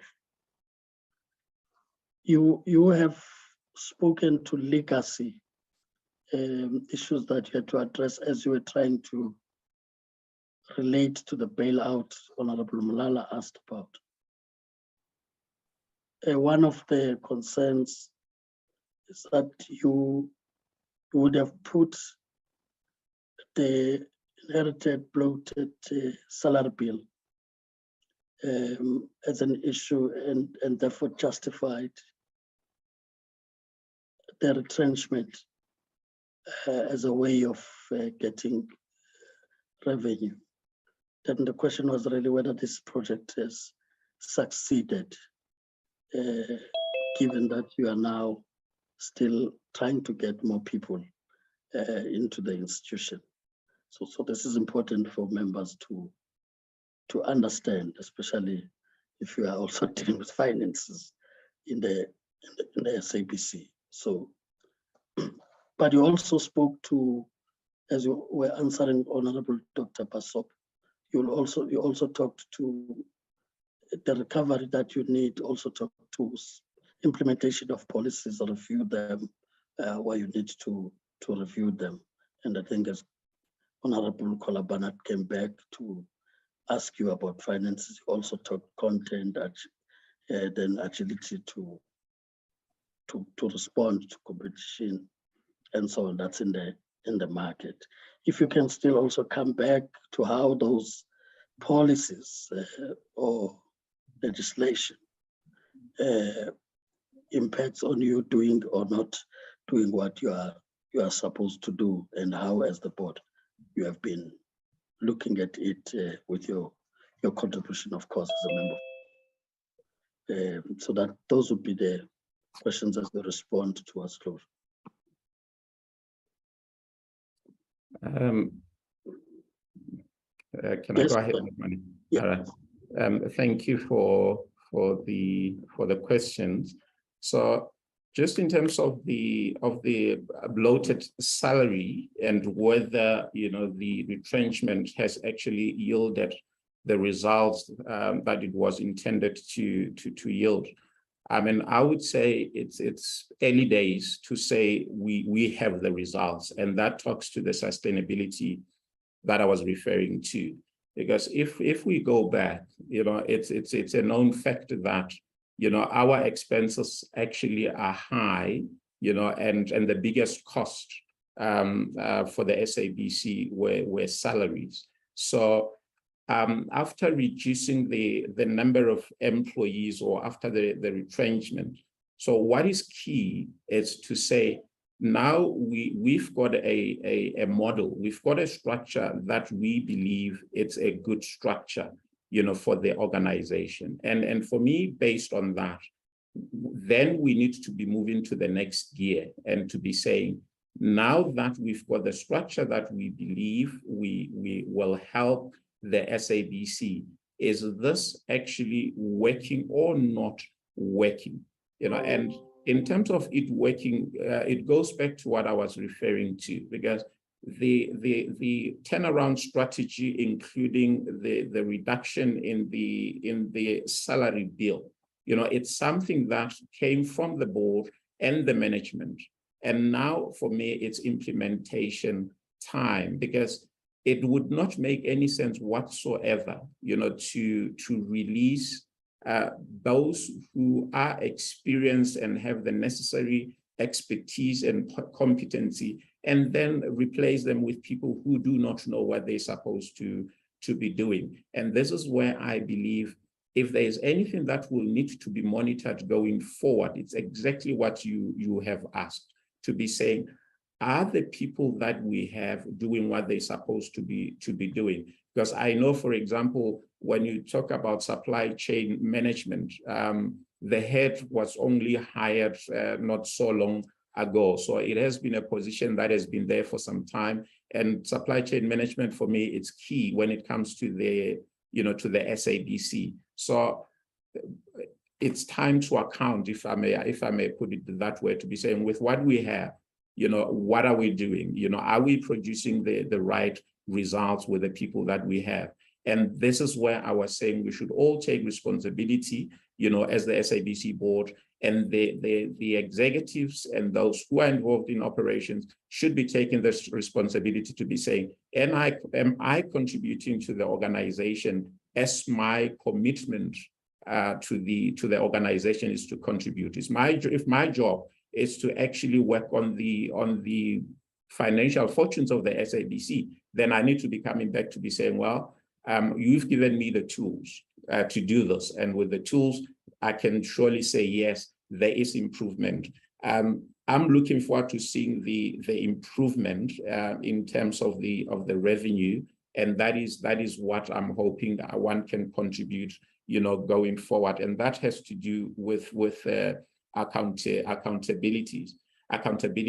But what is also important, it's what you're referring to, Ndade Maneli, and that is whether the policies or the regulation or legislation that we have somehow, hampers how things are done, and I would say to some extent, it does. We spoke, or I referred to the public mandate. The public mandate has got a cost associated with it, and some or our competitors do not have that responsibility, in a way. So it's always going to be a balancing fact in a sense that if, for example, one of the things that we've been struggling with and we continue to struggle with, it's the payment of TV license. And you will know that there has been a proposal mainly from the SABC side and also,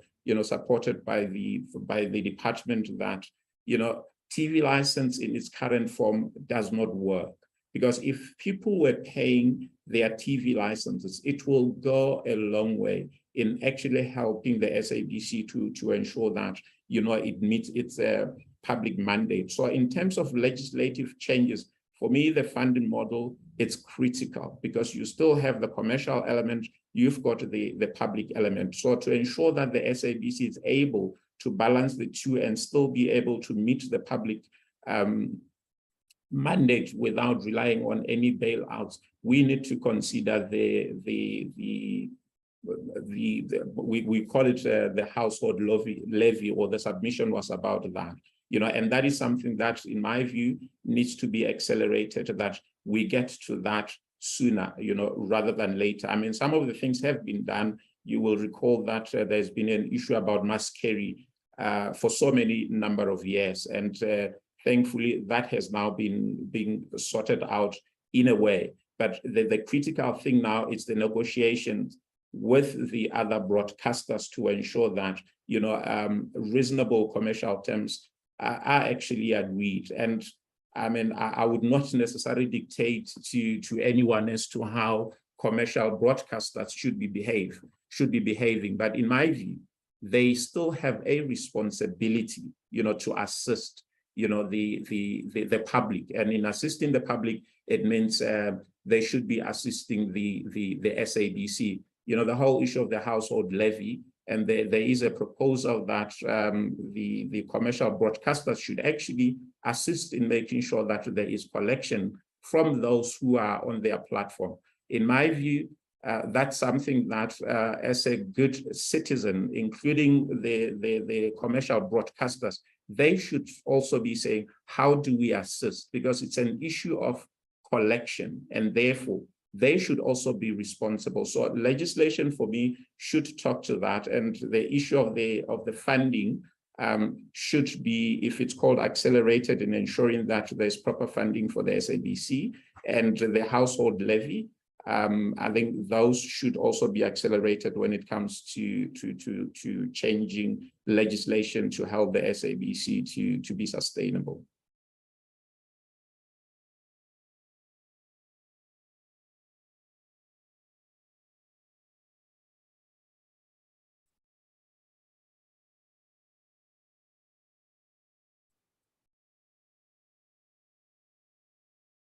Seems I'm talking to myself here.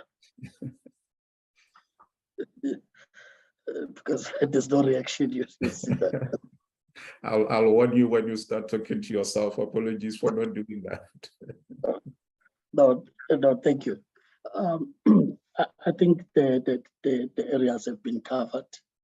We now get to the point where we give you your 3 minutes to address the committee as your last points that you'd want to highlight with the committee as we get to wrapping up the interaction. Over to you. Thank you.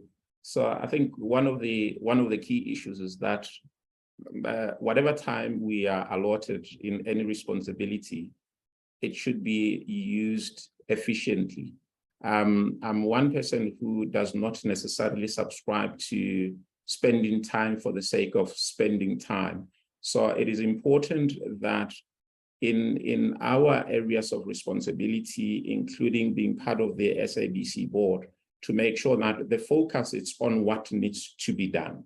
And that is understanding what the SABC stands for, understanding the SABC's mandate. And if we all understand the mandate, and as part of the board, if whoever is on the board understand what the public mandate or the mandate of the SABC is, then we should be serving that interest as opposed to any other interest. So I have spoken about the various areas. I've spoken about the policies and the challenges that we have. So I have made myself available to be part of the SABC board going forward, because I believe that I've gained experience, and it's a continuing process, which experience can be used actually to now deal with the sustainability part that I was talking about. And if there's one quality that I will always treasure, is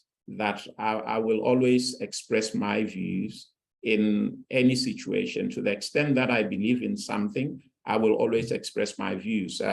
I mean, I guess democracy means in some instances one will be outvoted, but that's the way things are. So if there's anything that I'm also bringing to the board, it's a whole issue of integrity, and trustworthiness of an individual. So I'd love to believe that, I mean, I've carried my life in business and personally in a way that people will say, can we trust this person? And my aim is to always say, yes, with what I do, you should trust me. And to the extent that I'm not doing what I'm supposed to be doing, I will take responsibility, for that. So my last parting shot will be, credibility is everything. So the credibility of those who are heading any organization, it's very important for the success of that organization. And the SABC, it's not an exception. And it is therefore important that in this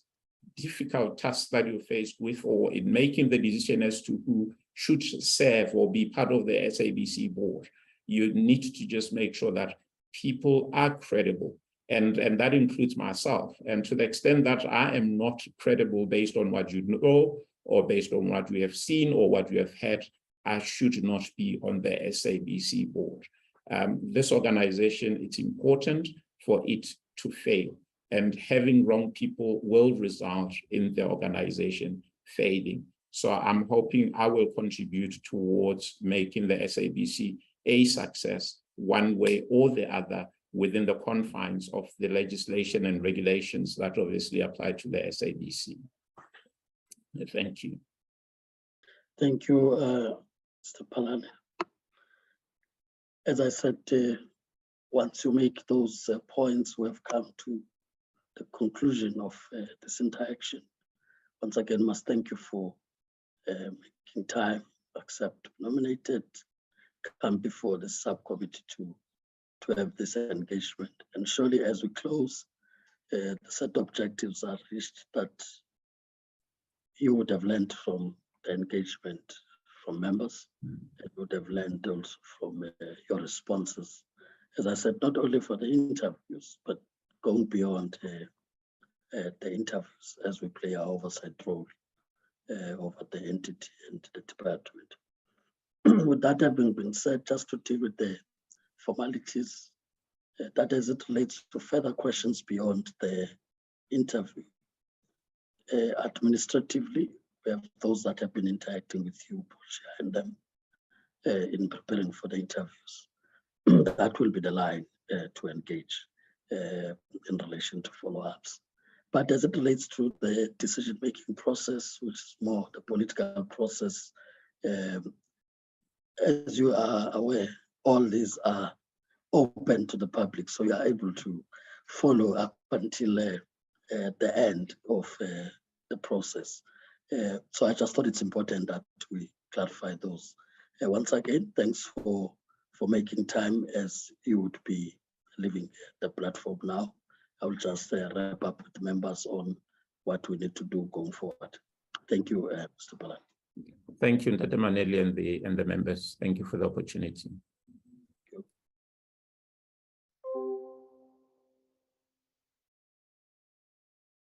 Honorable members, I've asked the committee secretary, looking at all the apologies you've put on the platform, including the committee platform, that we are now going to get to the House sitting, which expects all members to attend. More importantly, this committee also has a report to present to the House.